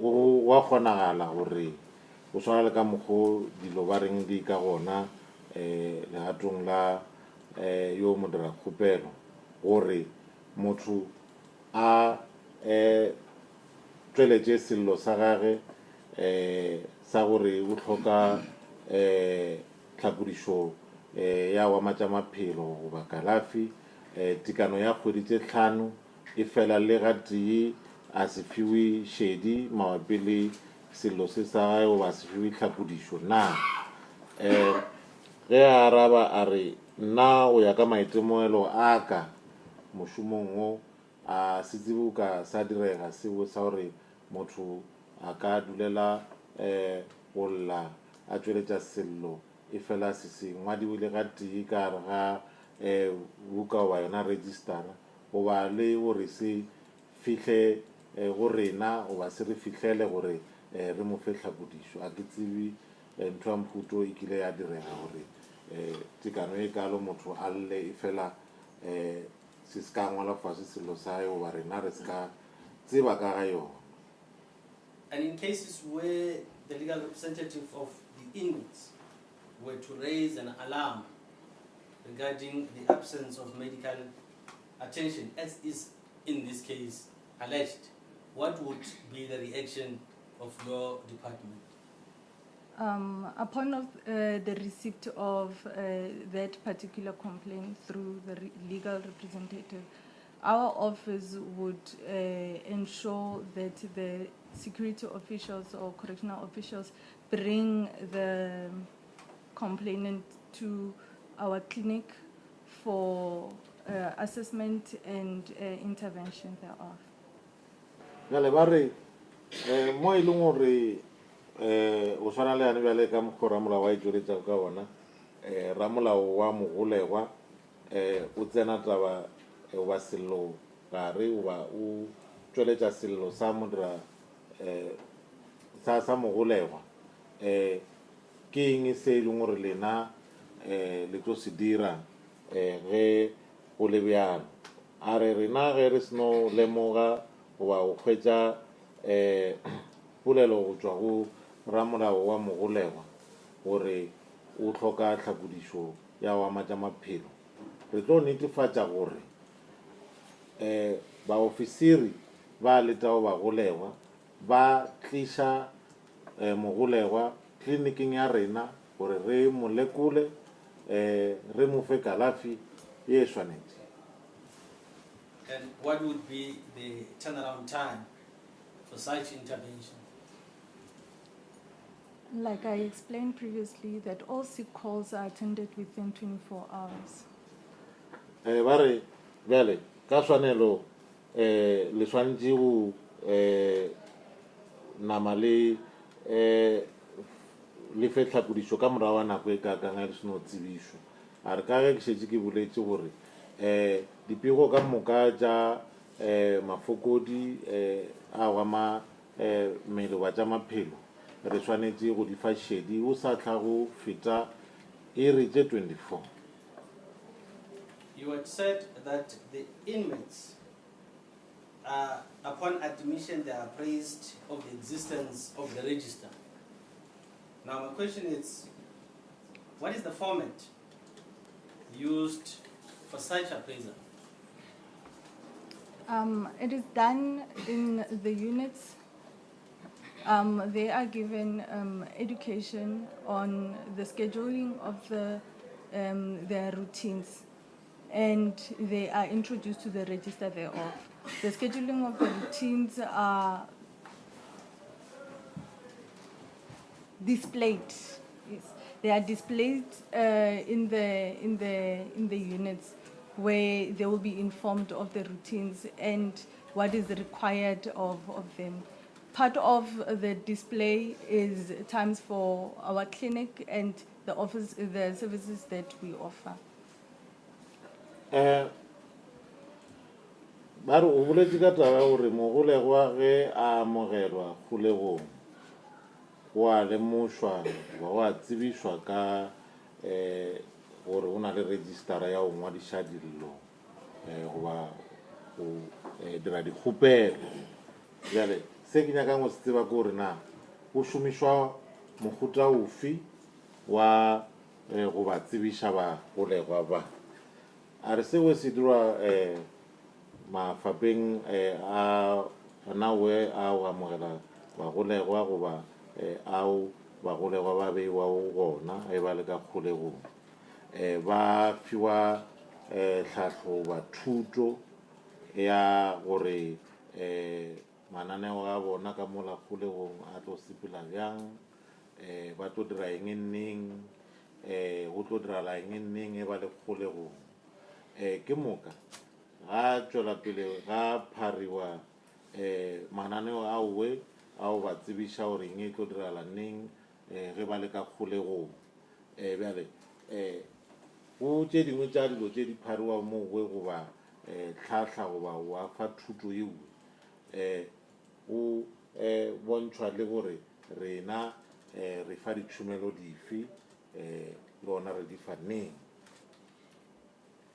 Now, just to put your evidence into proper perspective, you had said that your role is that of an operational manager. Yes. What does this entail?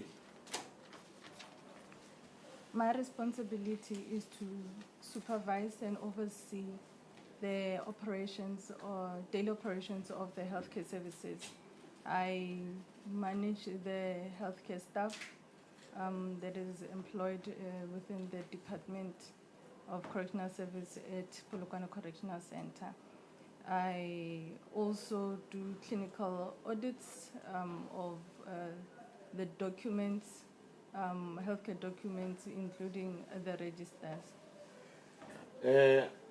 Ba re gore re be taba tše gabotse wa botlhatsi ba go gabotse, wena o bontšhitše taba ya gore wena ke wena o laolago ditšhomelo tša go ama mešomo ya tša maphelo ka kwa kgolegong. A re ee.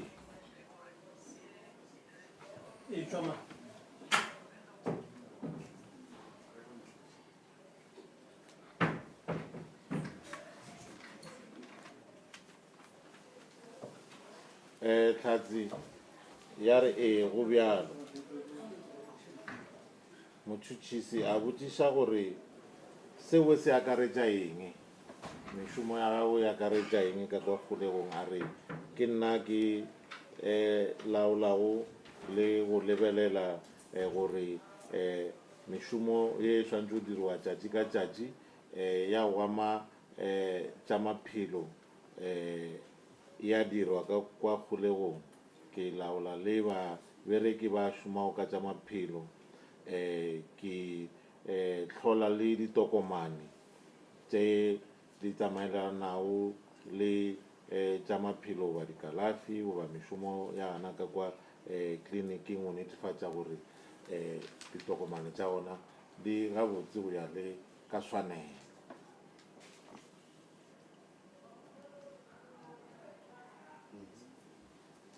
Just one last question, and then we can then adjourn for lunch.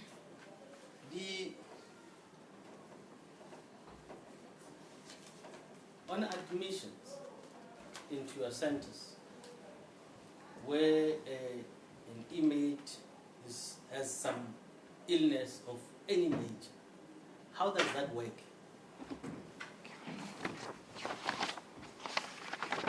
So we have an admission process where we do the health and risk assessment screening. We'll assess the mental status of the inmate, the complaints, any injuries, any surgeries that were performed on the inmate within 3 months, any hospitalization that occurred within 3 months, medical appointments that they have outside the correctional center, disabilities, grooming, and the nutritional status. So upon admission, this is the information that we screen for each inmate. And we also have a comprehensive health assessment that we also conduct, where we will be able to check the inmate holistically. Ba re ge mogolegwa a amogelo la mathomo kwa kgolegong le bereka bjang ge e le gore o ne mafokodi goba o ne dillo tša gore ga ithine mo mmeleng tlhatse ge e fetola ya re go na le tshepedišo ye latelwago ge mogolegwa a amogelwa kgolegong la mathomo go ba le go molekola re lebelela tša maphelo a gage le mohlomongwe dilo tše dingwe di ka ba kotsi go yena ge a leka kwa kgolegong re lebelela seemo sa hae sa kgopolo ra kwa gore na o na le tše a llago ka tšona tša go ama tša maphelo ra lebelela gore a na ka bane dikgobadi mo go yena ra lebelela le taba tša gore a na a ka ba a ile a dirwa di-operation tše e leng gore kgwedi tše tharo a di a hladi feta mola a dirwa operation ya gona a na o kile a amogelwa bookelong pele a etla kwa kgolegong mo e leng gore o amogelwa wa bookelong a o so fete kgwedi tše tharo mola a amogelwa bookelong ra lebela le taba tša gore a na o na le matšatši a e leng gore a beakantšhitšwe gore yena a kopane le ngaka goba a bone baoki e beng di-appointment le dingaka wa mooki re lebelela gore a na motho o ne bogole goba o golofetše na ra lebelela le taba tša gore na motho we ge o itla go dilo tša go swana le tša phepo a ka hloka dilo tša mputamang le go nore a be gabotse ga ba gape le tlhatlhobo ye re dirago ya go tsenelela ya go ama tša maphelo mo e leng gore re no lekola mogolegwa mmele ka moka. I think I'm covered. Thank you. So this witness is now done. There is one aspect. I'm not sure if I'm allowed. I actually allow you to. Yes, Your Worship, just one aspect. One aspect. Thank you so much, Your Worship. Ma'am, you just answered a question here by my learned friend to the effect, and the question was, who would record the complaint? The learned friend for the state just now asked you if there is a complaint by a specific inmate, who would then record such a complaint? Do you remember this question? Yes. And your answer was the correctional officer. You remember this? Yes. Did you not say earlier that either of two things may happen? Either the applicant himself, sorry, the complainant himself, or a correctional officer? Really, it can be done by the complainant itself, but most of the time the recording is done by the correctional officers.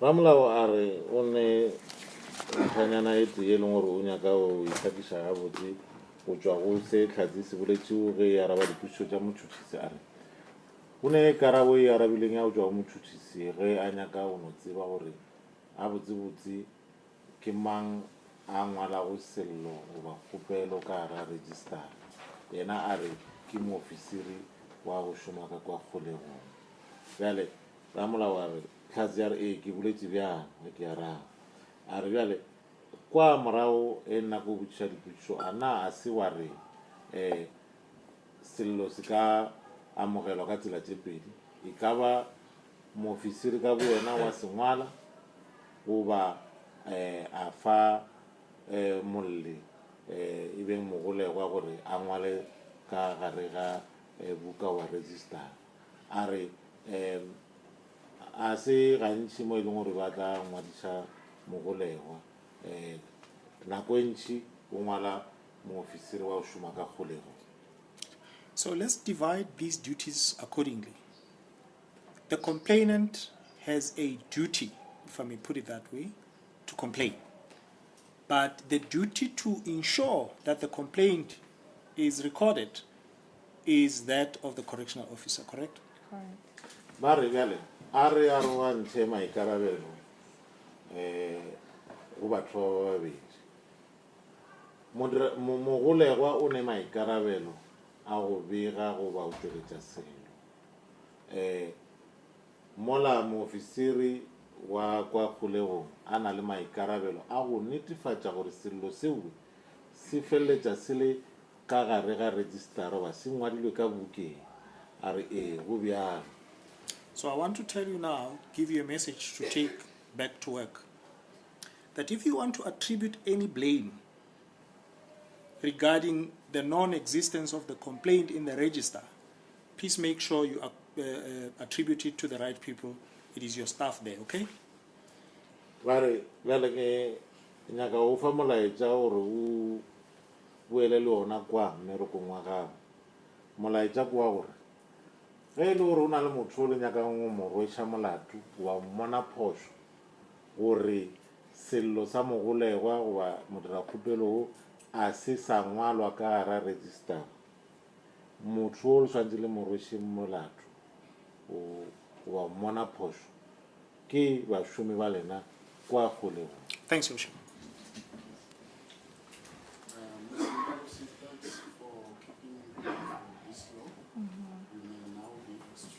Thank you.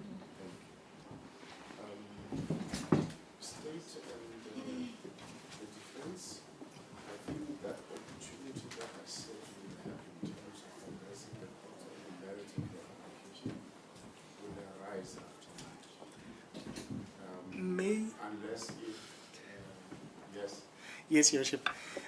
Your Worship, so much has been said today. I was ready. However, due to the evidence that has since been adduced, I need to properly incorporate it into my address. May I ask, and I acknowledge the fact that my learned friend for the state has indicated that he's on leave, may I propose, and perhaps we'll hear from them, that we, may I just obtain my diary quickly? I'm looking at tomorrow, Your Worship. Kgoro be e bontšha mo gore nako ela ya gore motšhotšhisi le ramolao ba fatlhele mo pela kgoro pele kgoro e ka tšea sephetho mabapi le kgopelo ye tlišitšwego e fihlile e fela e tla dirwa ka morago ga gore re ye matineng. Ramolao a bontšha gore pele go itlo bitšwa tlhatsi e itlo fa botlhatsi o ba šetse a loketse o ka fahlela e fela ke lo tše dintši tše e leng gore di boletšwe dikgono tše e leng gore o hloka gore a di tsentšhe ka gare ga tše ba tlo di bolela ge a fahlela bjale o hloka e ka ba letšatši la lekgono re boye go sasa o lebeletše gore mohlomong go sasa o ka kgonega gore ba tle ba fahlele ka bobedi a bona o re o a tseba wa o lemoga gore motšhotšhisi o mmoditše gore gabotse yena o ba a kgopetše matšatši a go ya maikhutšong o no dira lebaka la gore a tle le ge e le gore o maikhutšong. Yes, Your Worship, I want to make an application, humble myself before this court and my learned friend for the state, and ask that we roll over the matter to tomorrow. However, may I indicate to this court and seek direction from the court. I have a pre-trial here in the High Court, but it is certainly not going to be to proceed because there are certain documents that have not been finished to us, so we will not be in a position to proceed. May I ask that if we agree on postponing the matter to tomorrow, we should start at, we may agree on time, but I will ask there that they start with me, Your Worship. I'm not sure if this would be in order, or should we rather say 11:30? But I humble myself that we do that. I do have understanding of my learned friend's predicament that he's not here tomorrow. But I did raise it with him to say, in spite of, in light of what has been adduced, I no longer in a position to proceed because there's new evidence that has been led. May I please hear from the court and the state, please? Firstly, I would indicate that this court, despite this matter, it sits on daily in many other matters. So tomorrow the roll is full. And today it was open for you. That is why I said you have your time until 4 or 5 o'clock, even 8 o'clock in the evening, if you were to go to basketball. Tomorrow the court has got engagements with other court matters as well. I know for a fact this is a bail application. Hence, if you were able to conclude today, this court will be in a position to prepare, to start positioning itself to prepare for judgment, as this matter is urgent. And having said that, and seeing that it is the defense counsel to the applicant who is showing the predicament, the court is willing to give him any time that is convenient for him. However, I'm noting that bail applications are urgent. And as Advocate Lukula, there is the request. Your Worship, in as much as it's for argument, even in my absence, the problem is I don't know whether the court will want to be addressed on the issues that I would have written about. I would prepare a written heads of argument. But in fact, what I'm saying, State, is that the court has got a full court sitting tomorrow. Not for tomorrow.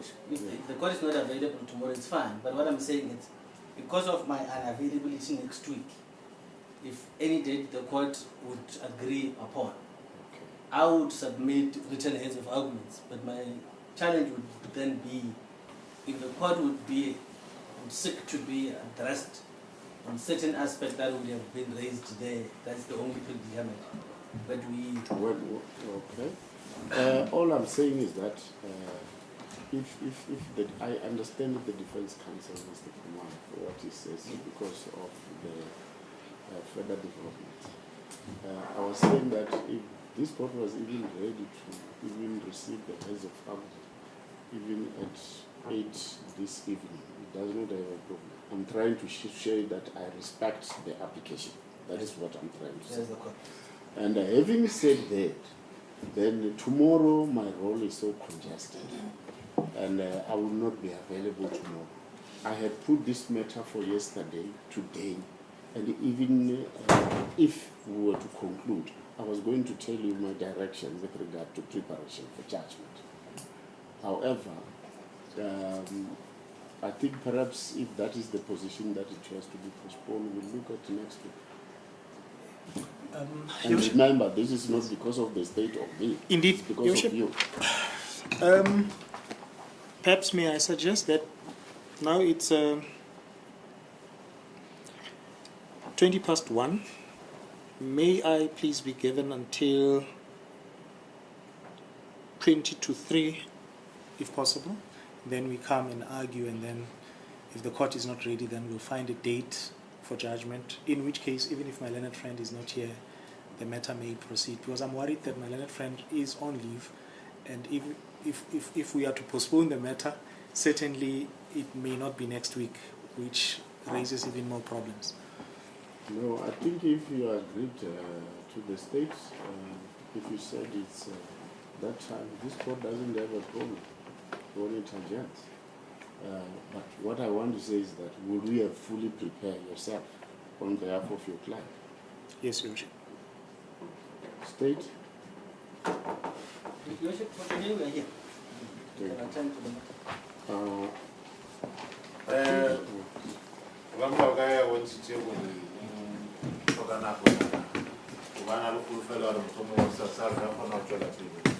fahlela motšhotšhisi a fahlela kgoro ya re botse gore na sephetho se lokile goba se tla loka neng kgoro e bontšhitše taba gore go sasa a e ka se kgone go ka theeletša kgopelo e ka gore o swantse o le bana le melato e mengwe e be e beetse molato o le kgone le go sasa bjale go sasa e ka se kgone ka nyane gore e ka theeletša ge ba fahlela motšhotšhisi yena o ba bontšhitše taba gore le ge a se bona beke e tla o ba ka gatiša fase ya gage polelo ka mokgwa o ba tlo fahlela ka ona ya tla ya balwa ka mokgorong ya tsheko ba kgoro ya mogela ya e bala ka bo yona bothata e ka ba ge fela kgoro e ka nyaka gore tše a tla beng a di ngwadile e mmotšiše dipotšišo ka tšona gore a kgone go fahlela go tšwela pele ka morago ga dipoledišano tšona tšewe ramolao o feletša re bona ge ka gore kgoro e re le kgono le e ne nako ba go fitlhela le sobela e ka mo theeletša le motšhotšhisi ka mo theeletša o kgopela go fiwa o ba go fitlhela ka 22-3 re boe ka 22-3 le kgono o tla be a beakantšitše ya ge polelo ga botse ka mokgwa tlo fatlhelago ka ona kgoro ya theeletša motšhotšhisi le ena a fahlela mohlomong a no šala gore kgoro e botse gore tlo faneng sephetho ka gore e ka kgona go sefa le ge motšhotšhisi a se bona go dutse yo mongwe Defense, it's a good. I see your client is raising. Well, thanks. May I do so, please? Yes. Thanks, Judge.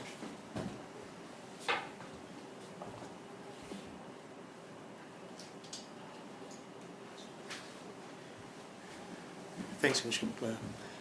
He has if I may, he instructs me that I should proceed today, and I'll proceed today, Bishop, if court allows. Thank you. Thanks, Bishop. So the court order will let me know. The court will be available, and then we'll take it from there. State, let's meet at that time. I think I will know through the court order when they come. So we will stand this matter down until we resume as agreed. Thank you. This court.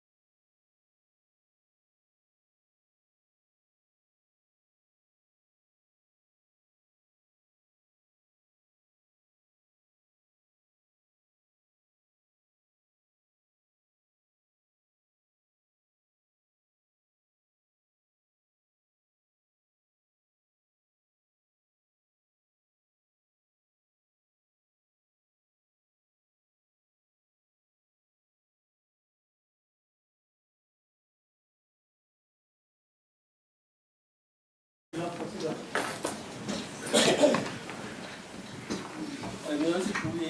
are still awaiting Mr. Kumar to check. Yes.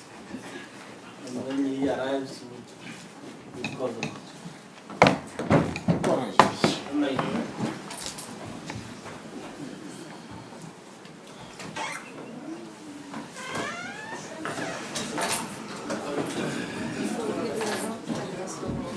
Anytime.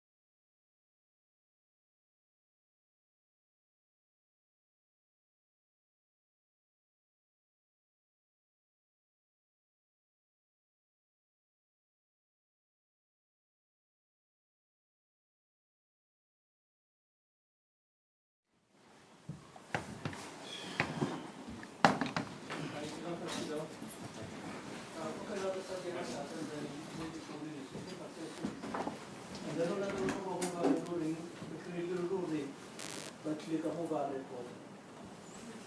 If I could record, it goes on there.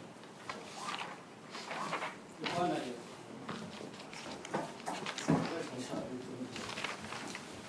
Yes,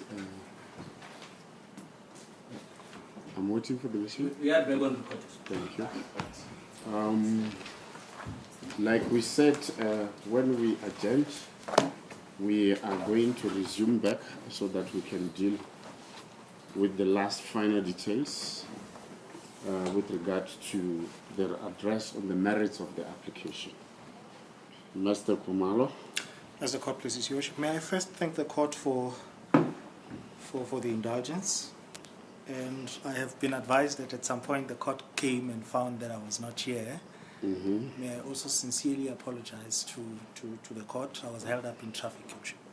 Thank you. The apologies accepted. Thank you, Your Worship. Your Worship, this is a bail application based on new facts, or what the commentary to the Criminal Procedure Act refers to as a renewed bail application. In these proceedings, Your Worship, I will not reiterate the contents of the applicant's affidavit. I will only emphasize the points insofar as they are contained therein, and I will right from the outset indicate that the applicant stands by the contents of the affidavit. Now, throughout my submissions, I will be relying on a number of cases, but there is one that's going to stand out in my address, and I would prefer, for the purposes of properly following my direction, request the court to receive a copy of the same so that the court can see as I proceed to do so, Your Worship. I've made two copies, similar copies, the same, sorry, one is for the state and the other I've reserved for the Honorable Court.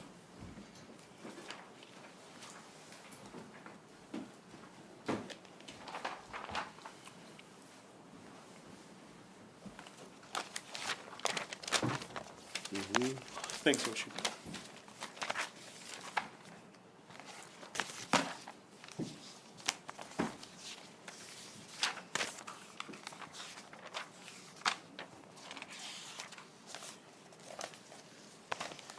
Your Worship, the court is aware that the applicant first made his failed attempt at bail application with this court,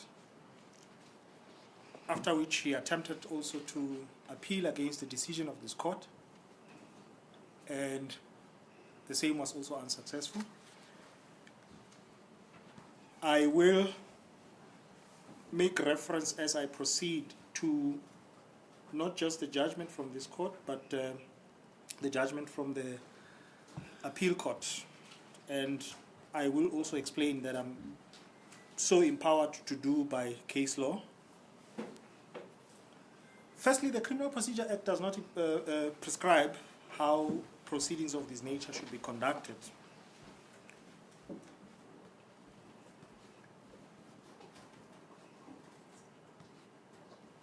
As a starting point, or perhaps I should have also mentioned that the Criminal Procedure Act does not even say what new facts are. So we rely 100% from case law, Your Worship. The citation of the case that I've just handed to the court is Terre Blanche versus S, open bracket CA and R, 05 of 2022, close bracket 2022 ZAECQ BHC 36, which was decided on the 4th of October 2022. In this matter, Your Worship, an appellant brought an appeal against the refusal of his bail application in that matter. And the bail application had been refused on the finding by the learned magistrate in that matter that there were no new facts. Now, the magistrate, in deciding that matter, had relied on a dictionary meaning of what new means, the word new means. New, which means not existing before, was in fact in this case decided on. And it's very important that we start at this point. The court in that case found in paragraph 6, subparagraph A, that new facts are facts that came to light after refusal of bail. Or as a starting point, it is correct that new means new in the strict sense of the word new. But beyond that, it also means new facts which came to light after the refusal of bail. And obviously also includes circumstances which has changed since the unsuccessful application of bail. So what this means is that a fact may have existed before, but if the applicant was not aware of that fact and later becomes aware of it, it's regarded in terms of this case law, in fact every other case law, including the case of Yanta, which I will refer to later. If something existed earlier, later, or the applicant was not aware of it, but the applicant becomes aware of it at a later stage, it is regarded for the purposes of bail on new facts as a new fact. But also, new facts include factors which existed at the time, but the circumstances under which they existed has since changed. Now,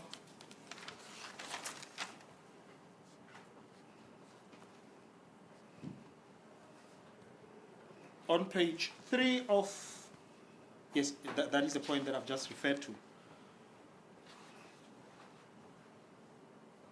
The applicant has led the evidence of not just himself, but a doctor who testified and gave viva voce evidence, after which he was cross-examined by the state.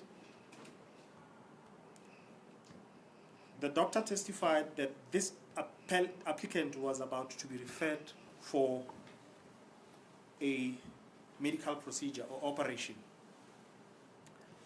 But in addition to that evidence, the applicant also led,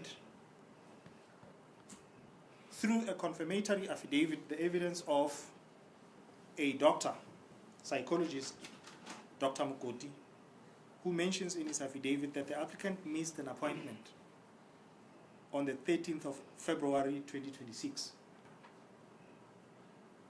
The bail proceedings of the earlier bail application were concluded last year, in December, if I'm not mistaken. At that point, needless to say, the date of the 13th of February had not yet come. Did the applicant know that he will miss an appointment? No. Is it a fact or not that he has missed an appointment? He says so in his affidavit, and that is confirmed by his doctor, who compiled a report which is annexed to his affidavit. And also, in addition to just a report, also confirmed through an affidavit that it is indeed so. So the first new fact that we raise is that the applicant has missed an appointment with his doctor on the 13th of February 2026. For now, I wish to say that there is evidence that has been led, and I'll come back to this in detail. And the evidence has made it clear that the applicant has not yet had access to medical needs. But I'll deal with this aspect later. So it is a fact that the applicant needs psychological attention, and it is also a fact that on the 13th of February 2026 he missed his appointment, and this fact did not exist at the time of doing his earlier bail application. That's our new fact, Your Worship.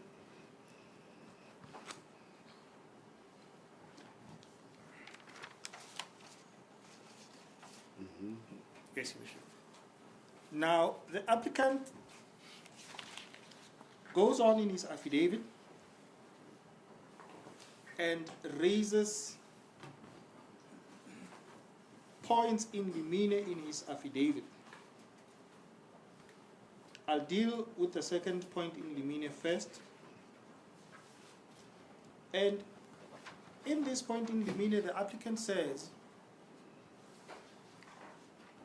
that he was not aware at the time of doing his earlier bail application that the learned senior magistrate who authorized the warrant of his arrest, namely J50,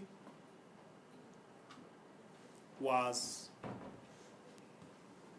Mr. Nichiozu, who later had his application to be released on bail. And he does raise two questions, but I'll deal with these questions later. But he says, I did not know this. Was it raised in the earlier bail application? Was this issue raised at all? No, it was not. This issue, if one has reference to the judgment of the appeal court, it was raised for the first time there, Your Worship. Now, surely if it was known when the bail proceedings were ongoing here, this issue would certainly have been raised. Hence, it was raised upon coming to know it. This, I submit, is also a new fact. The applicant now does a bail application knowing this fact. At the time of doing the bail application earlier, he did not know this fact. I'll deal with the details of the point in limine that he raises here. The third aspect that I wish to raise, Your Worship, is the following. The duty of lawyers is not just to... Just before oh, that, yes. Thanks, Your Worship. defense, you talk of a J50 which has been authorized by the judicial officer, but you are not canvassing the reasons as to why that could be a new factor. In what respect? Yes. Perhaps, or you will still come back to it later. I will deal with this aspect later. The only thing now that I... Yes, Your Worship. The only issue I want to show now is only the existence of new facts. Perhaps let me start afresh, Your Worship. A new fact, according to the case of Terre Blanche that I've made reference to, a copy of which the court has at its disposal. New facts are facts that came to light after the refusal of bail and obviously include circumstances which have since changed after the unsuccessful bail application was lodged. I'm only, for now, dealing with the question how this constitutes a new fact. I'm saying the applicant did not know at the time of doing his earlier bail application. If he knew, he would have certainly raised it. Hence, he raised it as soon as he became aware of it at the High Court for the first time. And the court there correctly said, no, you can't come and raise issues for the first time if you didn't raise it down there. I'm saying it's a new fact in the sense that it's a fact that he was not aware of. As soon as he becomes aware of, he says, can I be heard again? Because now I know the position has since changed. Now I have become aware of this very fact. Now I'm saying that constitutes a new fact in that sense, when one has regard to case law, Your Worship. But as I said, Your Worship, the details of this argument will come forth later. For now, my intention is to show the existence of new facts, Your Worship. The third issue that I wish to raise, Your Worship, is the fact that lawyers have a duty to not just represent members of society, but to also advise them. Why? Because we know the law. Even we don't know the law in full. We keep reading all the time because our law is vast. But members of society rely on us to advise them legally. I'm saying this because the applicant in his earlier bail application did not raise points in limine as far as the so-called, if I may put it that way with respect, pending cases are concerned. But upon being advised, the applicant says, now that I understand what the legal position is, I want to challenge this.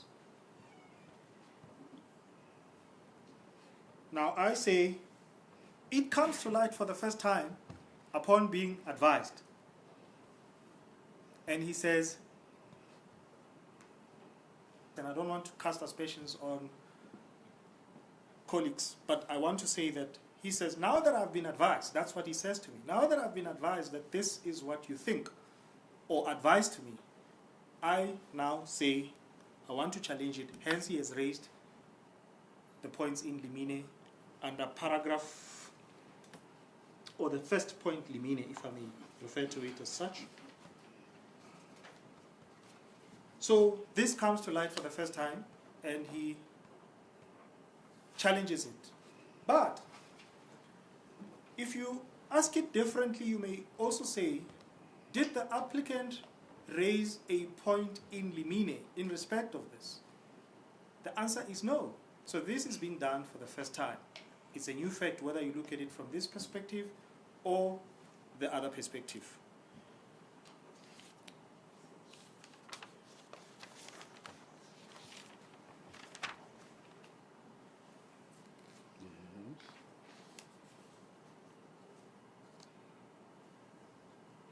Yes.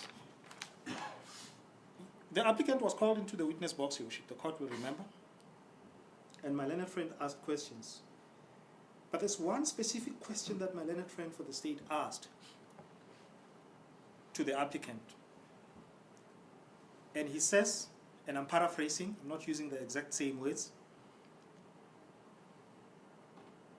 your life partner was pregnant at the time. Yes. A child has now been born. Yes.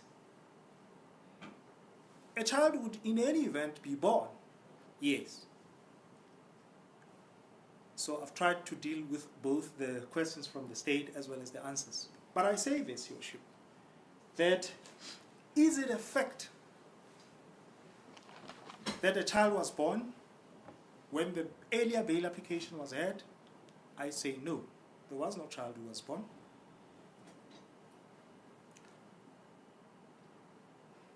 And my learned friend went further to say, but birth is a natural consequence of pregnancy. And the accused responded, yes. And I agree, Your Worship. But birth is not the only natural consequence of pregnancy. Anything can happen when a person is pregnant. There is what is called miscarriage. So the point I'm making is, it is not certain when a person is pregnant that they will give birth. And birth is not the only natural consequence that flows from pregnancy. So at the time of pregnancy, it was not a fact that a child was born. Let me give a rough example. If you go to Home Affairs when you are pregnant, not even the most powerful person can have a birth certificate issued before birth. Because it's not a fact that a child has been born. Not even the most powerful person in South Africa can have a birth certificate issued while a person is pregnant. In fact, even if you look at it from a legal perspective, Your Worship, a person acquires right at birth. And that is called the Nasituru's rule. That's why even in a will, and I'm giving these examples just to make sure that this is complete. That's why in a will, you cannot bequeath anything to an unborn child. Because that, can I call it a thing, please? That thing is not a human and does not have rights. A person acquires rights only at birth. That's the law. Now, the question is whether there was a child that was born at the time.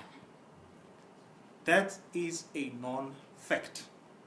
There was an attempt that was made by my colleague, Mr. Mohopo, who dealt with argument in the previous bail application to say, there's a child who's now born, and my learned friend for the state opposed this. May I say, correctly opposed this. Because evidence cannot come through counsel. Evidence can only come through evidence. And evidence is not given by counsel. Evidence is given by the parties themselves. Ours is to substantiate on the evidence that has been given. And I'll deal with this aspect when I deal with the fact that no evidence has been adduced by the state in detail, Your Worship. But the point I'm making and emphasizing in this regard is that at the time of doing the earlier bail application, a child was not born. Yes, it did come up at the time of argument. Both parties had closed their cases. Let's ask again the question, is it a new fact or not that a child is born? I say it's a new fact because the child was born on the 1st of December 2025. I'll give an example. If an accused has a pending case, it's a fact. He applies for bail and his bail application is refused and the case is withdrawn. He comes back and says, my case has been withdrawn. There are numerous cases that prove that show that is a new fact. The withdrawal of a case is and I'm quoting from my learned friend's words now, natural consequence of having a case. But that's not the only natural consequence of having a case. A case can be taken for trial and you are convicted. If you are convicted, while at the time of doing bail, you had a pending case, but now circumstances have changed, you now have a previous conviction, you can come back to court and say, no, things have changed. The question is not whether they've changed to be good or changed to be bad. The fact that things have changed is a new fact. You come and say, when you made a decision at the time, I had a pending case, but now I don't have a pending case anymore. I have a previous conviction. The reasons you gave initially were not about a conviction, were about a pending case. May I please be heard again? So I want to say that that's also a new fact. That's another, and I'm quoting once again from my learned friend's words, that's another natural consequence that flows from having a case. So there's not one natural consequence that arises from that example. I'm just trying to give this example to deal with this aspect. But in addition to the issue of the child being born, which I submit is a new fact, there is some other issue that's troubling. And that is the fact that there is, and by the way, Your Worship, I should have said this, and may I say it now, all these things that the applicant is saying remain uncontested. All of them. Because how do you contest something? Not through argument. You contest it through evidence because it's been given through evidence.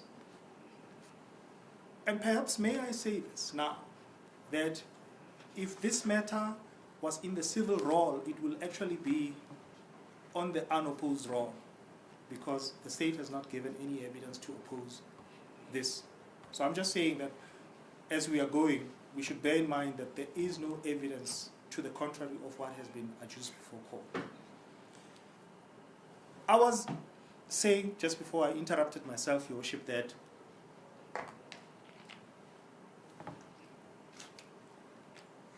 in addition to a child having been born, there is also a letter that has been issued by the agency which has arranged the accommodation of the applicant. And this is so important that I know I've read it, but I wish to refer to it once again, Your Worship. And it's LKC 14.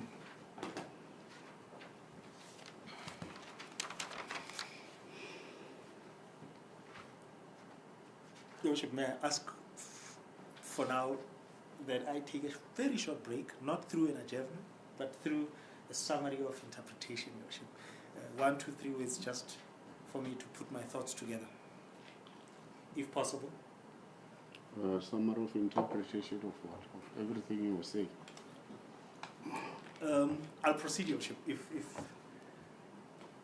yes, I I'll think just you are proceed. the one that is addressing the court. Yes, Your and, Worship. it would be better to continue uninterrupted. Until the end, Your Worship. Maybe until the end. It is much I concur, better. Your Worship. Yes. Yes, thanks, Your Worship. Thanks, Your Worship. In this letter, which has been read on record, but for emphasis I'll say, it says to the applicant, you are not paying, and because of that, you risk eviction, and let's look at it now. Well, first, perhaps the first question should be whether this letter existed at the time of the earlier bail application. The answer is no. Or perhaps to put it differently and maybe even better, was the applicant facing an eviction at the time of doing his earlier bail application? The answer is no. It was therefore not a fact then. Is it a fact now? Yes, it is a fact, a new fact, even if we apply the dictionary meaning of the word new. Now, what will happen if the child is evicted? I'm saying the child because that's where the life partner resides, and that's where also the child is. Even if we forget about the applicant for a moment because he's inside, he will not be evicted, like literally, because he's not there. But it is the child who will be evicted.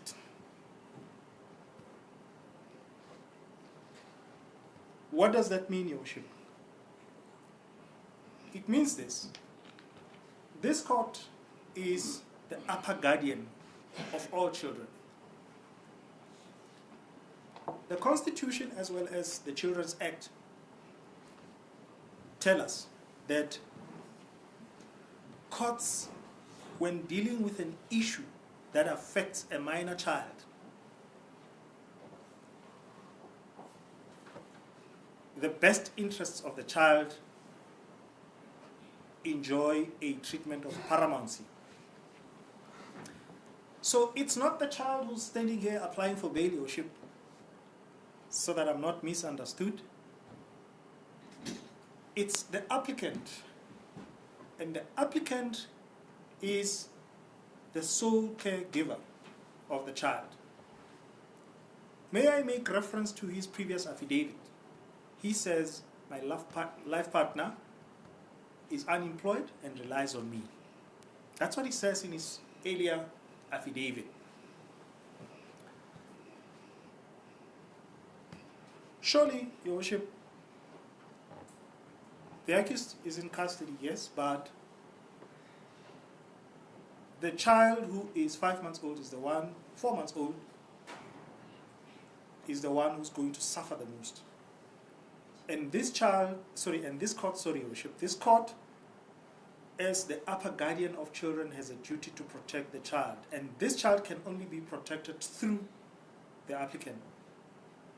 How? The applicant is a businessman. And if released on bail, he'll be able to attend to these issues. I'm not sure what the argument of my learned friend is going to be, but it is true that the state is trying by providing I'm not sure how much the amount is now, but I think it's 350. But 350 is a small amount, much appreciated because people need it, yes, and it's a very small amount that does not do much, Your Worship. All I'm saying, and I'm emphasizing the fact that this applicant should be given a second chance, and this second chance is actually not being given directly to him, is being given to the minor child who needs him to come out and provide for him and prevent this imminent or impending eviction. And as I said, Defense, I think it would be better to argue the merits on behalf of the applicant, not of the child. It will be better. And the evidence has already pointed out, even on the previous occasion, there's a child. But now if you flag a child, it's as if the child is the one that is applying for bail. We're dealing with the applicant. So I'm saying maybe it would be much more better you highlight issues like that. Perhaps it is more consequent that you should be more on the accused. yes, Your Worship. Perhaps I said too much about the child, but all I'm saying is, Your Worship, just because to summarize. I think it's not the only child. It could be one of the child. True, Your Worship. Thank you. True, Your Worship. Yes, true, Your Worship. Yes, so I ask this court, because of its duty as an upper guardian, to protect not just that child, all the children, Your Worship. Yes, that's what I'm saying, Your Worship. But I'm saying... Yeah, but we're doing bail application for the applicant, not for the children. You see what I'm trying to say, defense. I say you flagged the child, it's fine. Yes. But let you not go deep into the issue of a child because the accused is not a minor. The applicant is not a minor. Yes. I'm saying you flagged it, we have taken note of that. Yeah. All I'm saying, Your Worship, my argument is informed by the law. The law says when a court deals with any aspect that affects a minor child, and this issue affects a minor child. How? Because his incarceration is affecting his children. So that's why I'm saying the law says when dealing with an issue that affects a minor child, and I'm saying this bail application affects those minor children. I'm not sure if the court understands me. But I'll move away. I've made my point. May I just, in closing this aspect, deal with the case of S versus M?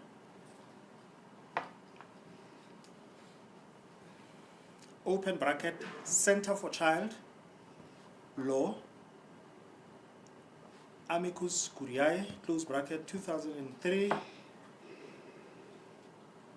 volume 3, sorry, 2008, sorry, Your Worship, 2008, volume 3, SA 232C, in brackets. What I am saying, that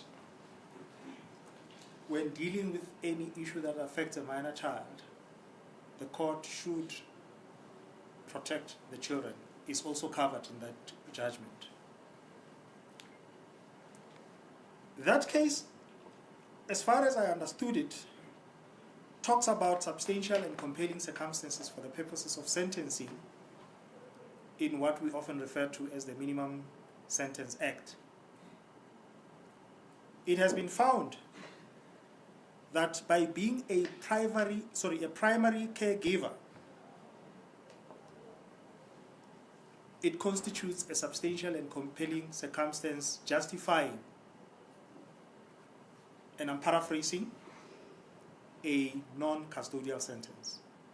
So in that case, Your Worship, the court was not sentencing the minor child, sentencing the father, but went outside the courtroom to protect the children at home, understood that if I sentence this person will suffer, but beyond that, the children at home will suffer. And the court said, I'm not going to do that because I'm the upper guardian of these children. That's what happened in this case. And I submit, Your Worship, the same approach should be taken in this matter. There are many new facts. The affidavit is broad, and it deals with all the aspects. And I submit with respect that the applicant has shown the existence of new facts.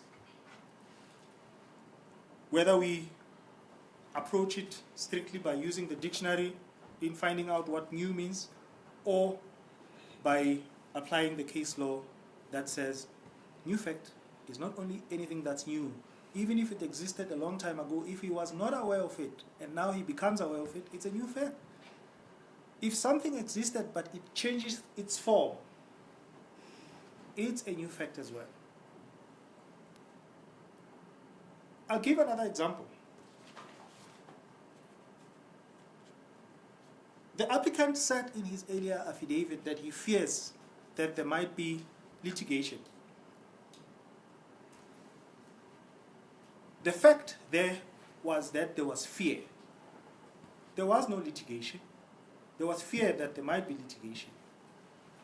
Now there is actual litigation. He did not have to take steps then. He did not have to issue a notice of intention to defend or file a plea. Now he's been served with a document that institutes legal proceedings in a civil action, and that is a letter of demand.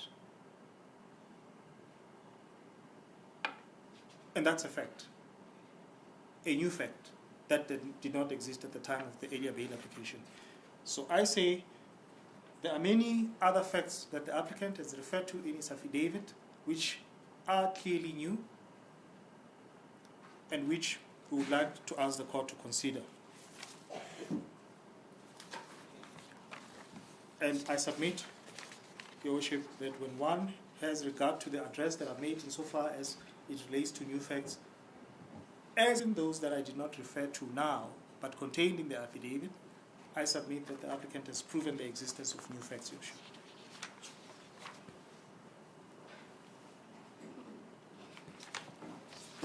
Now, what then happens if it is found that there are new facts?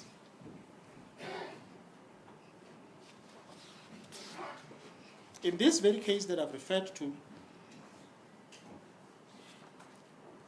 in paragraph 6, subparagraph C, right at the bottom of the page, page 3, if it is found that there are new facts, I'm reading from the bottom C, it says, the alleged new fact or facts must be relevant for purposes of the new bail application. CS versus Peterson, Supra at page 57. But this is the point, the part that I'm interested in. It says, this means that there must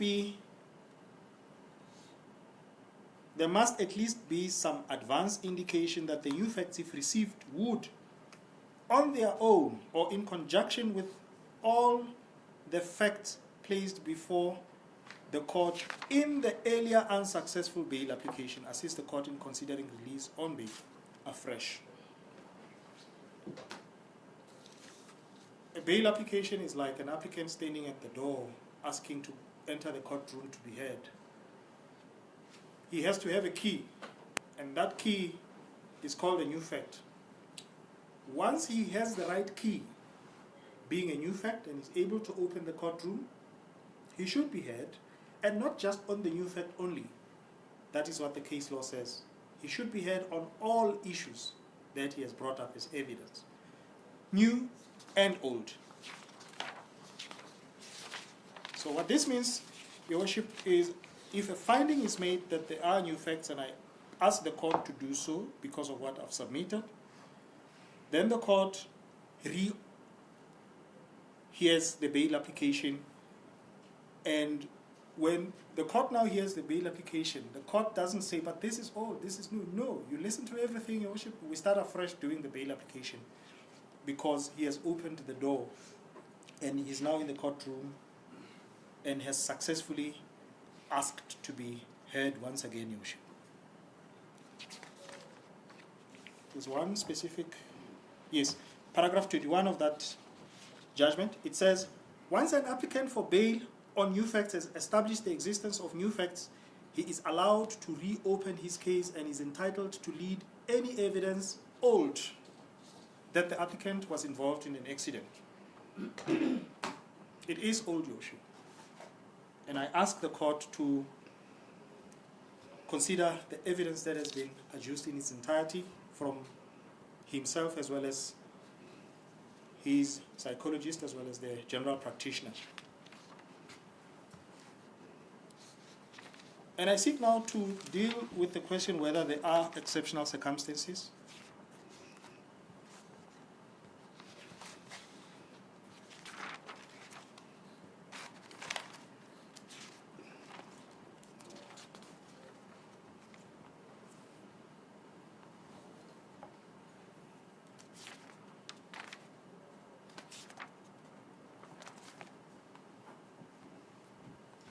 The evidence of the general practitioner is on evidence, is on record, Your Worship. The doctor has testified, and this evidence wasn't opposed. And the evidence is to the effect that the applicant requires an urgent operation. He did not use the word urgent, he said as soon as possible. And when asked why, he said because worst case scenario, a possibility of deformity exists.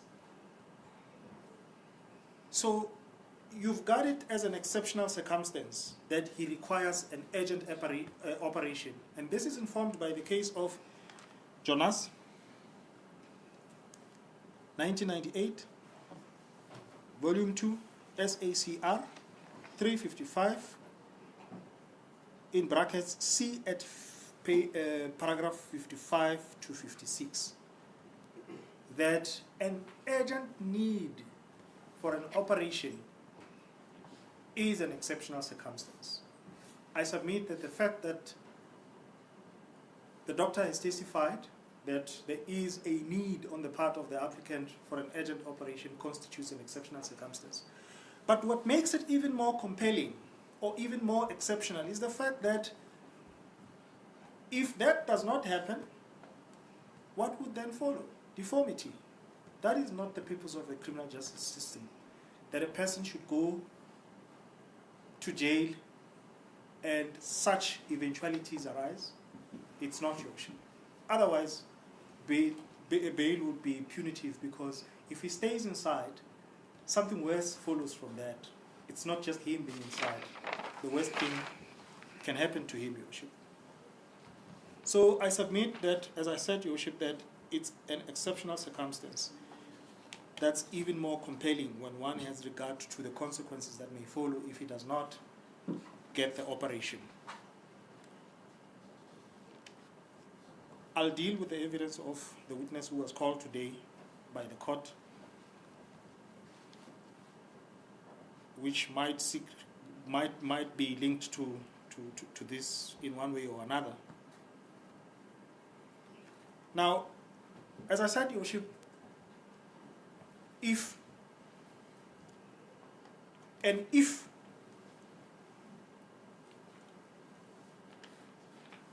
is understanding that if the applicant does not get an operation, he would become deformed,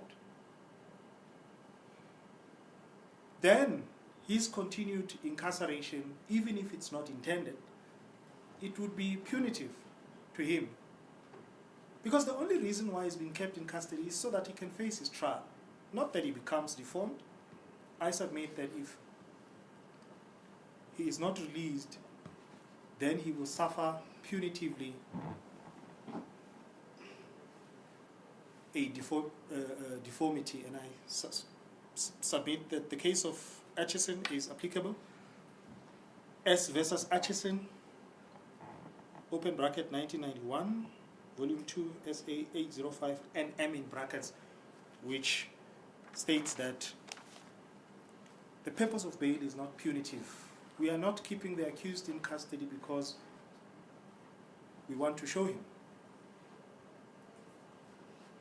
So I'm saying the punitive may not be intended, but it will follow from his continued incarceration, because he'll suffer more damage than what is intended by the criminal justice system, Your Worship.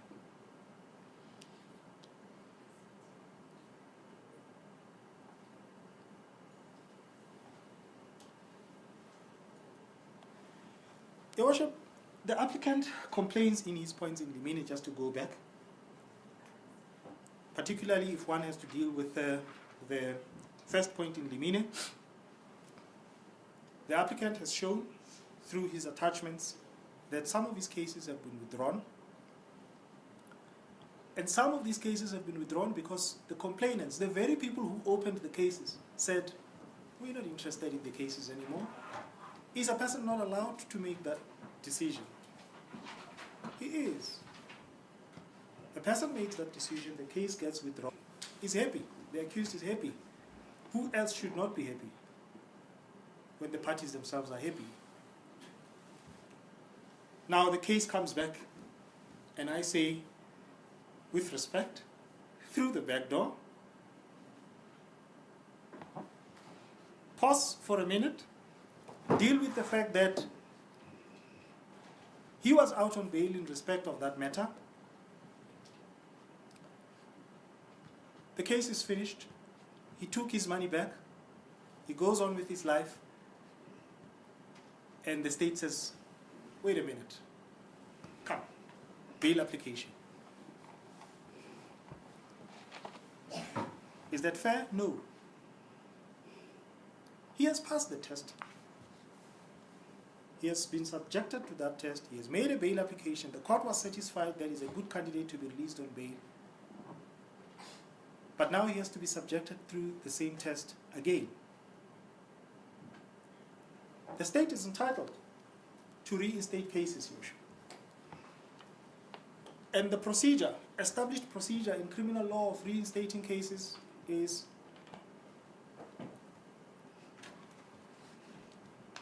issuing a J175. That's a summons served on the accused. If it is found to be proper, the matter proceeds before court. That's established in law. So the state is fully entitled to reinstate matters. The cases come back, not just for trial for that matter. They come back specifically for the purposes of bail. If you look at the decision from there are two decisions from the DPP which are already part of the charge sheet.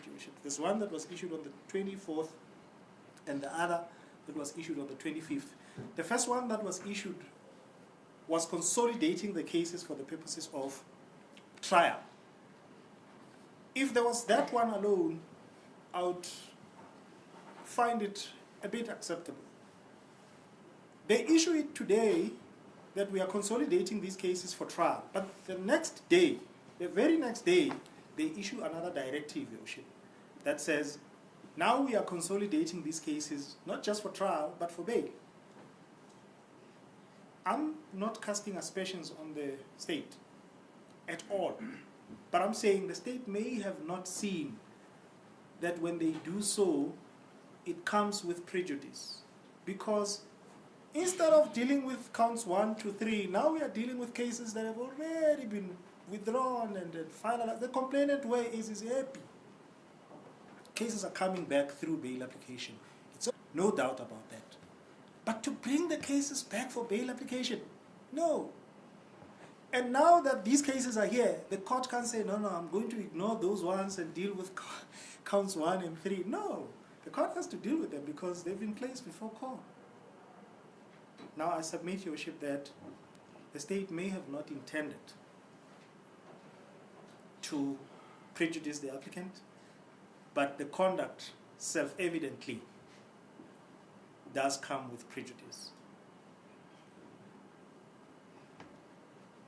Now, in the case of Mazibuko and another, 2010 volume 1, SACR 433 KZP, in that case it was found that anything that weighs exceptionally heavily in favor of the applicant constitutes an exceptional circumstance.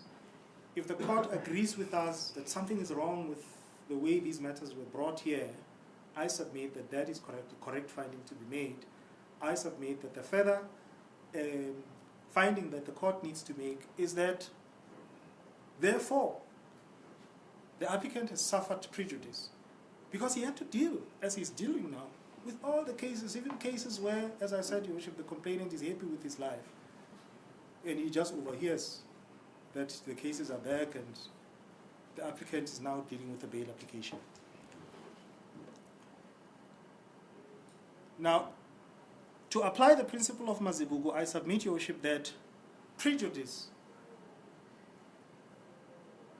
either works against the person who prejudices the other party, or it works against the person who's being prejudiced, because it counts exceptionally heavily in his favor that the other party is not litigating in good faith.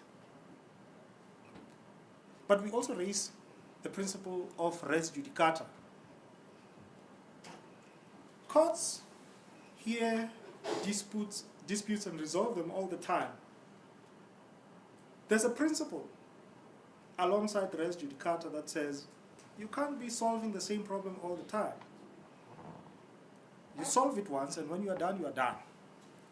The court has had a bail application in those matters. The issue of bail has been determined by a court. You can't bring it back and say, come, bail application again. So I submit that the principle of res judicata also applies when one has regard to what has happened in this case. The other issue that I wish to touch on is the issue under point limine 2, Your Worship. The applicant simply asks questions there, and he can never be wrong for asking questions. One of the questions he asks is, can a magistrate, and this is the issue that the court wanted to draw my attention to earlier, and it's a question, Your Worship, and we put it no higher than that. Perhaps what can be done is to provide answers, because a question is simply a question, and there can never be a wrong question, by the way, Your Worship. Applicant asks the question, can a magistrate who is called upon in terms of section 43(1)(c) of the Criminal Procedure Act 51 of 1977 to issue a warrant later be called upon to hear a bail application in respect of the same person? What is the answer? I don't know. But look at it this way, Your Worship. When a when a presiding officer in chambers has to make a determination on whether or not to issue a warrant, 43(1)(c) of the Criminal Procedure Act says he has to be satisfied upon evidence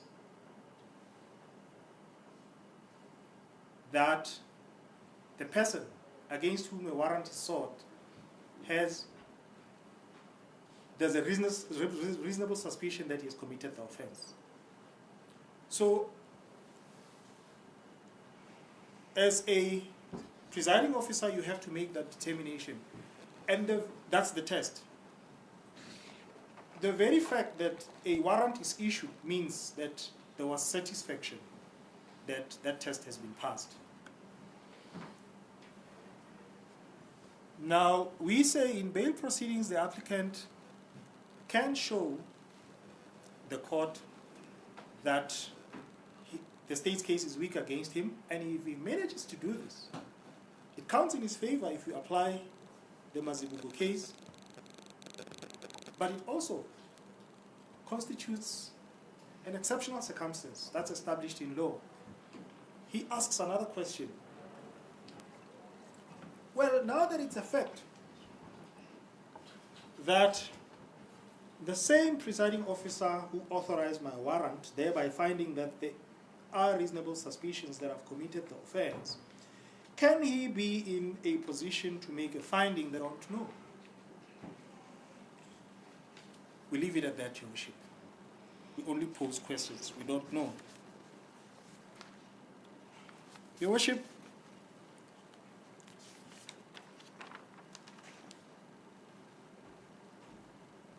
there is also this principle that once a magistrate becomes aware of certain facts,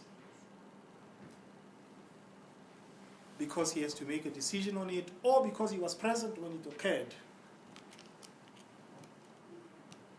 he cannot later make a determination in the matter by hearing evidence in the matter. Even if you don't look at it from the perspective that we've raised earlier, if you look at it from the perspective that evidence was presented to the landed senior magistrate in chambers upon which a determination had to be made,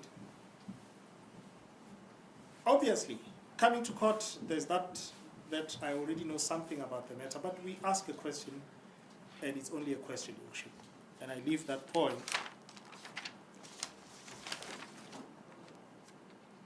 I do not want to regurgitate what is contained in the affidavit of the applicant,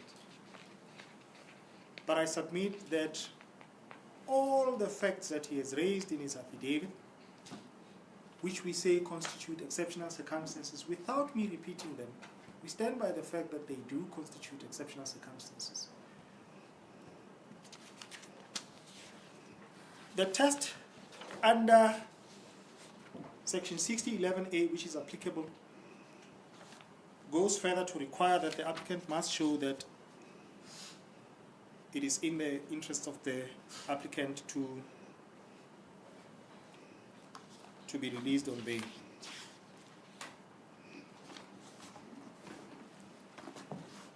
The applicant in his affidavit says that, just a minute, Worship.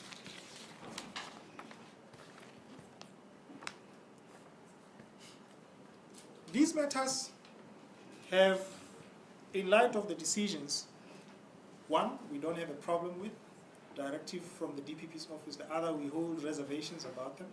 But for all intents and purposes, for bail and for trial, these matters have been brought to one. So we cannot talk of a separate pending matter. So the position is that the applicant, with the exception of the case in the Wahom, has no other pending cases, Your Worship. Because in any event, the state sought to bring them here. So we are dealing with them here, Your Worship. And the applicant has a history of showing respect to the court by attending his cases until they are finalized, Your Worship. We submit that in light of the case of Matebola, which I've just thought of now, I do not have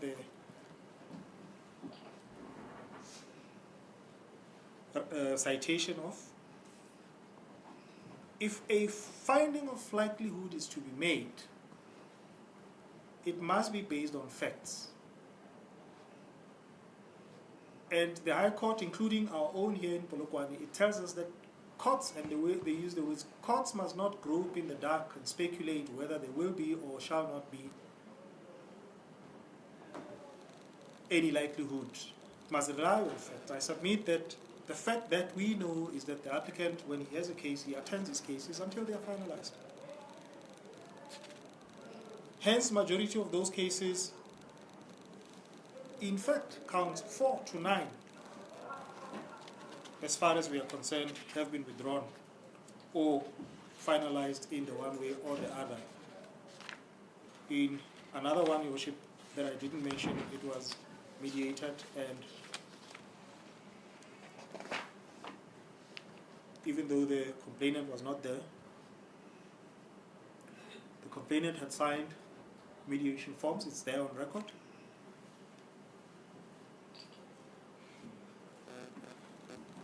Your Worship, reference again is made to the evidence of the investigating officer who testified that some court officials would be arrested, and he gave reasons for that. The evidence that remains unopposed here is that no official has been arrested. And by the way, it was said that that would happen soon. I don't know how long is soon, Your Worship, maybe 10 years. But that has not happened, Your Worship. And I say that with respect. But the bottom line is that it has not been happened. When allegations of this nature, which are very serious, are made, one would expect to see action, real action. There were allegations made in the earlier bail application that the applicant has intimidated witnesses. I refer the court to LKC 21, where at Lehlohonolo, when he appeared and he was called upon in the proceedings of the cancellation of bail, the applicant appeared and the state took a decision, and there's a charge sheet that has been attached here too. The state took a decision, gave up on their own case, withdrawn or abandoned their application to cancel the bail of the applicant. I say with this, that all these allegations that have been made that this applicant is intimidating witnesses are non-existent. This is clear proof of that fact, Your Worship. If the state persisted with their, it would have been better for them to proceed and fail, but they gave up along the way. They realized they didn't have anything in their hands. And by the way, this evidence stands uncontested. It has not been opposed by the investigating officer. And may I mention, just for the record, that the investigating officer is a very senior police officer, and he was present in court.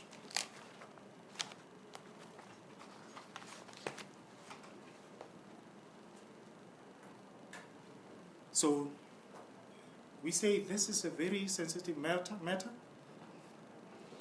that would have called upon for him to come and respond, but he chose not to respond. And we say that what the applicant has said remains uncontested, and in fact it serves as an indication to show that all these accusations which were made to this applicant were baseless. We say that with respect, Your Worship. Now, Your Worship, my learned friend for the senior is a senior. My learned friend for the state is a senior. He also took a decision. They made the decision together. And we welcome the decision, by the way, not to give evidence, Your Worship. The principle is, if there is evidence that requires a response and you choose not to respond, then you are not opposing what is being applied for. That's the principle. And that's why I'm saying if this matter was in the civil court, it would be on the unopposed road. I don't want to speculate why, Your Worship, they did not, but there is the evidence of 2 doctors that we've led.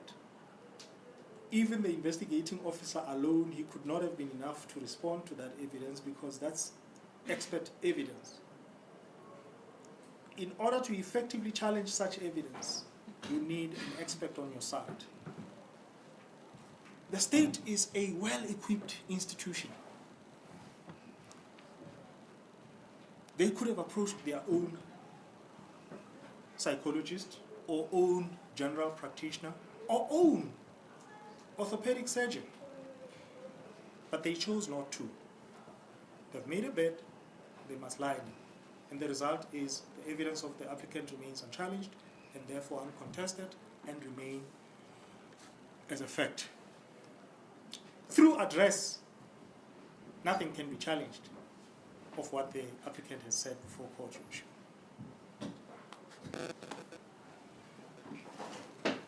What does it mean if there is evidence by the applicant and such evidence has not been opposed by the state?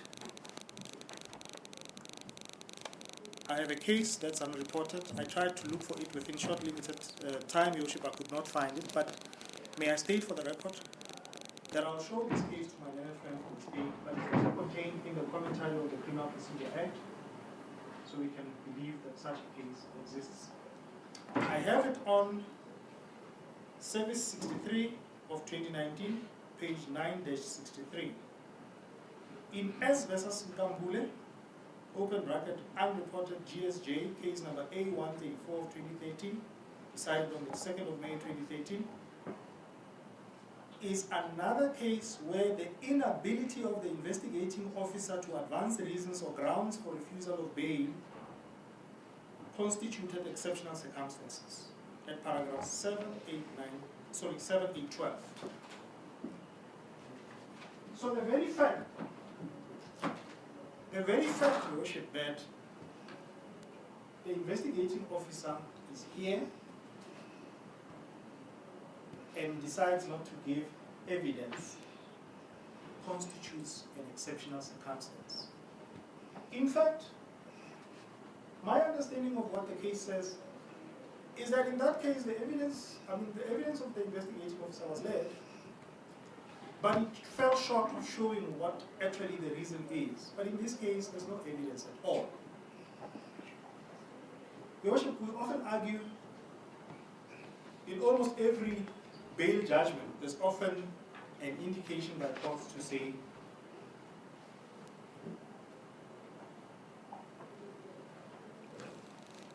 just saw the time machine.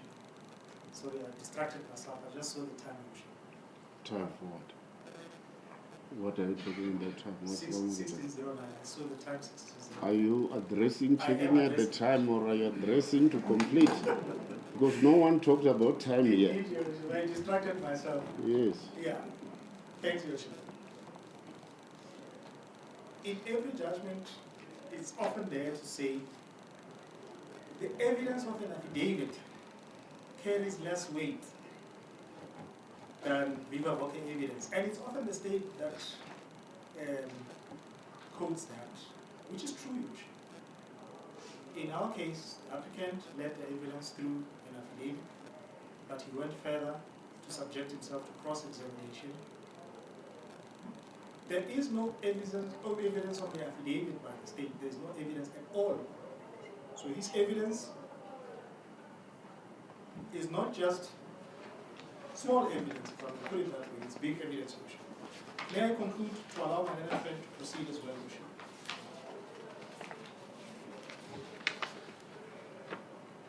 There's just one aspect that I picked up in the same judgment that I would like to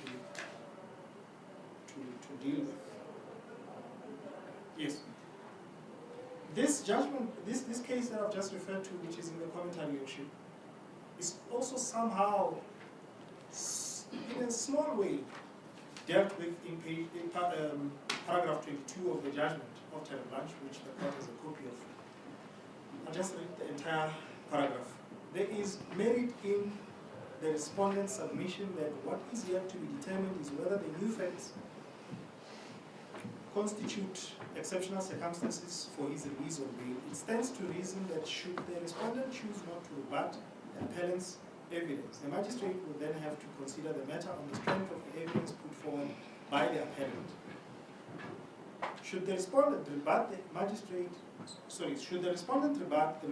will have to consider the evidence holistically, i.e. the evidence in rebuttal together with the evidence of the appellant read with the provisions of the aforementioned section in deciding whether bail should be granted. So this point simply says to us that there is no other evidence that has been led by the state. We are the only ones who are saying there's a new fact. The state has not said there's no new fact. We are saying the applicant has proved exceptional circumstances, the state has said nothing. We are saying the applicant will attend court if granted bail, the state has said nothing. We ask for bail, the state said nothing. We ask for condition, the state said nothing. So our evidence, in fact, to put it bluntly, we are the only persons who spoke in this bail proceedings. Your Worship, we ask for bail with conditions, Your Worship. I refer the court to the conclusion paragraph of the affidavit without reading it, Your Worship. We ask and we say, in the Constitutional Court judgment of Lala and others, which we all are aware of, it has been said that conditions are an effective tool to minimize risks. If there is a bit of a fear on what may or may not happen, the court is at liberty to impose conditions. And we say any condition would be in order. The applicant has been in custody for a long time. The applicant, if bail is refused, will be in custody for a long time, pending the trial of his matter. And the point has been made in this affidavit. The applicant says he's running out of money. One may say that legally it is there, but the state has limited resources. Here is somebody who's able to fend for himself, but is not able to do so simply because he's in custody. Let us allow those who can do for themselves and not overburden the state. People are looking for jobs. The applicant is able to provide not just for himself, but for others as well. I say, the applicant says in his affidavit, I ask, just for the last time, it's there in the affidavit, may we please give him the last chance? Thanks, Your Worship. Bail amount? It's a very hard question. There was an amount proposed in the earlier bail application. Funds have run out. We say in the affidavit, we ask the court to assess the current circumstances and fix an amount that's in line with the seriousness of the offenses, but regard be had to the fact that he is now working on limited resources. If there's no other aspect the court would like to hear me on, I submit with respect that the applicant has shown the existence of exceptional circumstances and which are in the interest of justice permit his release, and has, in fact, indeed, right from the outset shown that there are new facts in his bail application. That is all from me, unless the court wants to hear something from me. Nothing. Thanks. State. Here's the court. I'm sorry, Worship, may I just ask for one small, and I'm sorry to distract the state, Worship. The court need not adjourn here. Please quickly visit the restroom and come back quickly, Worship. I need 1 minute, not more than 1 minute, Worship. Yes, Worship. Are you suggesting an adjournment? If it's an adjournment, I'll welcome it and I appreciate that, Worship.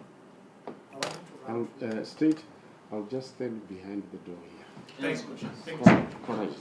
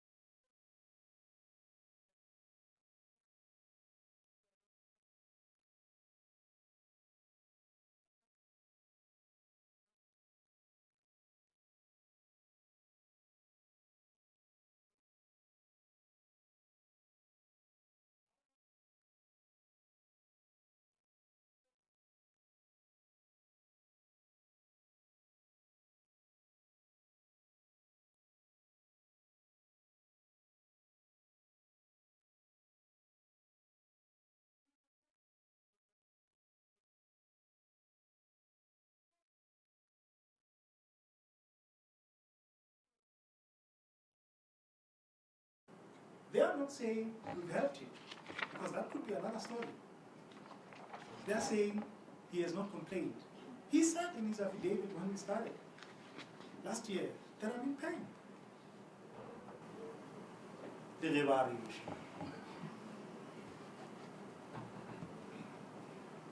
I'm saying with respect to worship that surely the applicant has communicated this, and surely there is unwillingness on the part of officers to attend to his request. Surely, Your Worship, if 9 months can go, 5 months can go without help, how many more months can go without help? He needs an operation when urgently. We are lucky he's not deformed yet. He's going to get deformed in their hands. That's an exceptional circumstance. Why do I say so? Because if you read section 12, it says he has the right to medical care. Has he had access to that? No. Can we keep him in custody hoping that they will change? That would be unfortunate, Your Worship. Worship, may I just run through my notes and just make sure I've covered everything?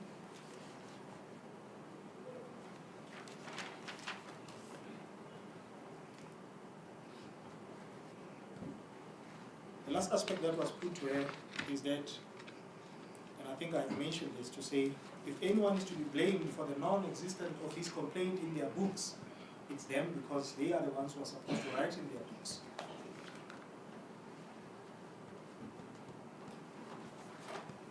May bail please be granted, Your Worship. On all these submissions and the evidence that has been placed by the applicant alone in this proceedings, Your Worship. Thanks, Your Worship. State. We have a predicament in the sense that at 5, I need to be at the crash to pick up my son, otherwise he will be locked up there alone. Okay. That's the first predicament. I said to my colleagues here, I'm unable to proceed until 1:45, so that at least I have 15 minutes to rush to the crash. Mm-hmm. The other alternative is that I can sit overnight, prepare written heads of arguments and forward it to court and my colleague. So the chances are I'm not going to finish responding before we get to 5. Obviously, the judgment won't be given today on this bail application. Neither would it be tomorrow, because the court will have to prepare the judgment properly, typed, and then it be presented. So the best is the court would have preferred you to read your own heads of arguments into the record. Even if you're on leave, you can come back and do that specifically. And when it's done, then you ultimately leave. Yes. So I was thinking, look at next week, either Tuesday, because Monday is a holiday, whichever is suitable. In fact, that Tuesday, at 9 o'clock, I can be here to read that into it. I think that is the best I can do for now, so that before I get involved in other leave matters, this will have sorted to this agenda. So you said Tuesday you can come in. I can come in on Tuesday if my colleagues are available. Your Worship, 2 things. I confirm that I'm here in the SABC. May I also ask Your Worship that in the event that something comes to me, now that my learned friend has not addressed the court, may I also be given, in the event that it comes to me, Your Worship, Do you be given what? an opportunity to substantiate on anything that will have come to mind, Your Worship. I'm just leaving the door open for myself. Yeah, I think we climb the bridge when we reach it. As a country. Because the state will then have that opportunity. Yes, Your Worship. Thanks, Your Worship. Tuesday it will be which day? Tuesday should be the 28th, Your Worship. I just want to appreciate the court's intelligence. God, please.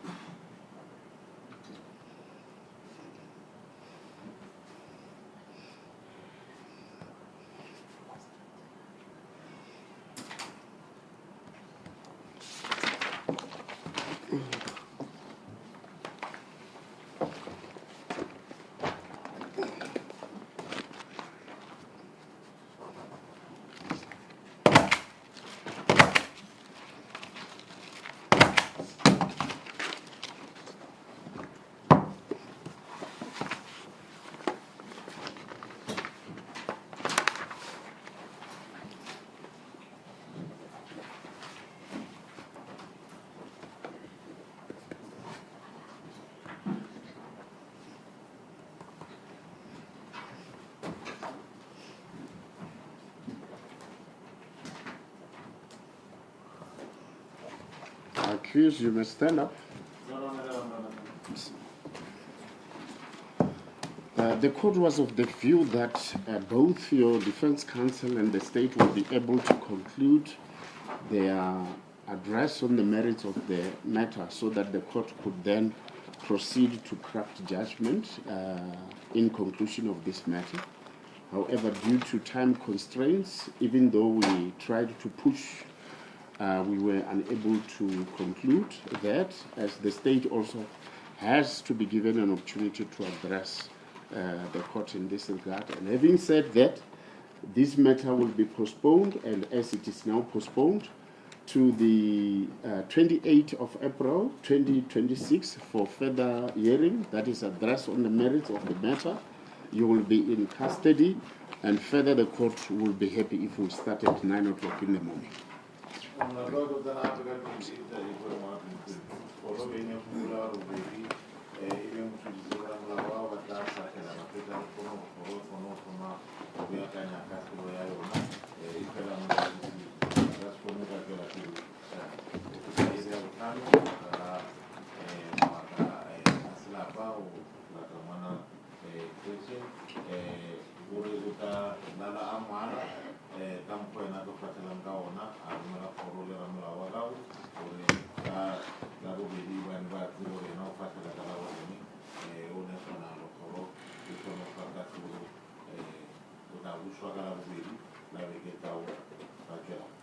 This court therefore adjourns.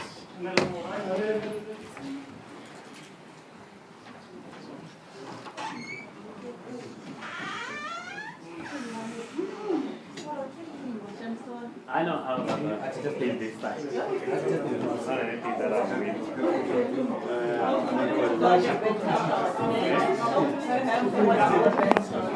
I don't know if why things have to change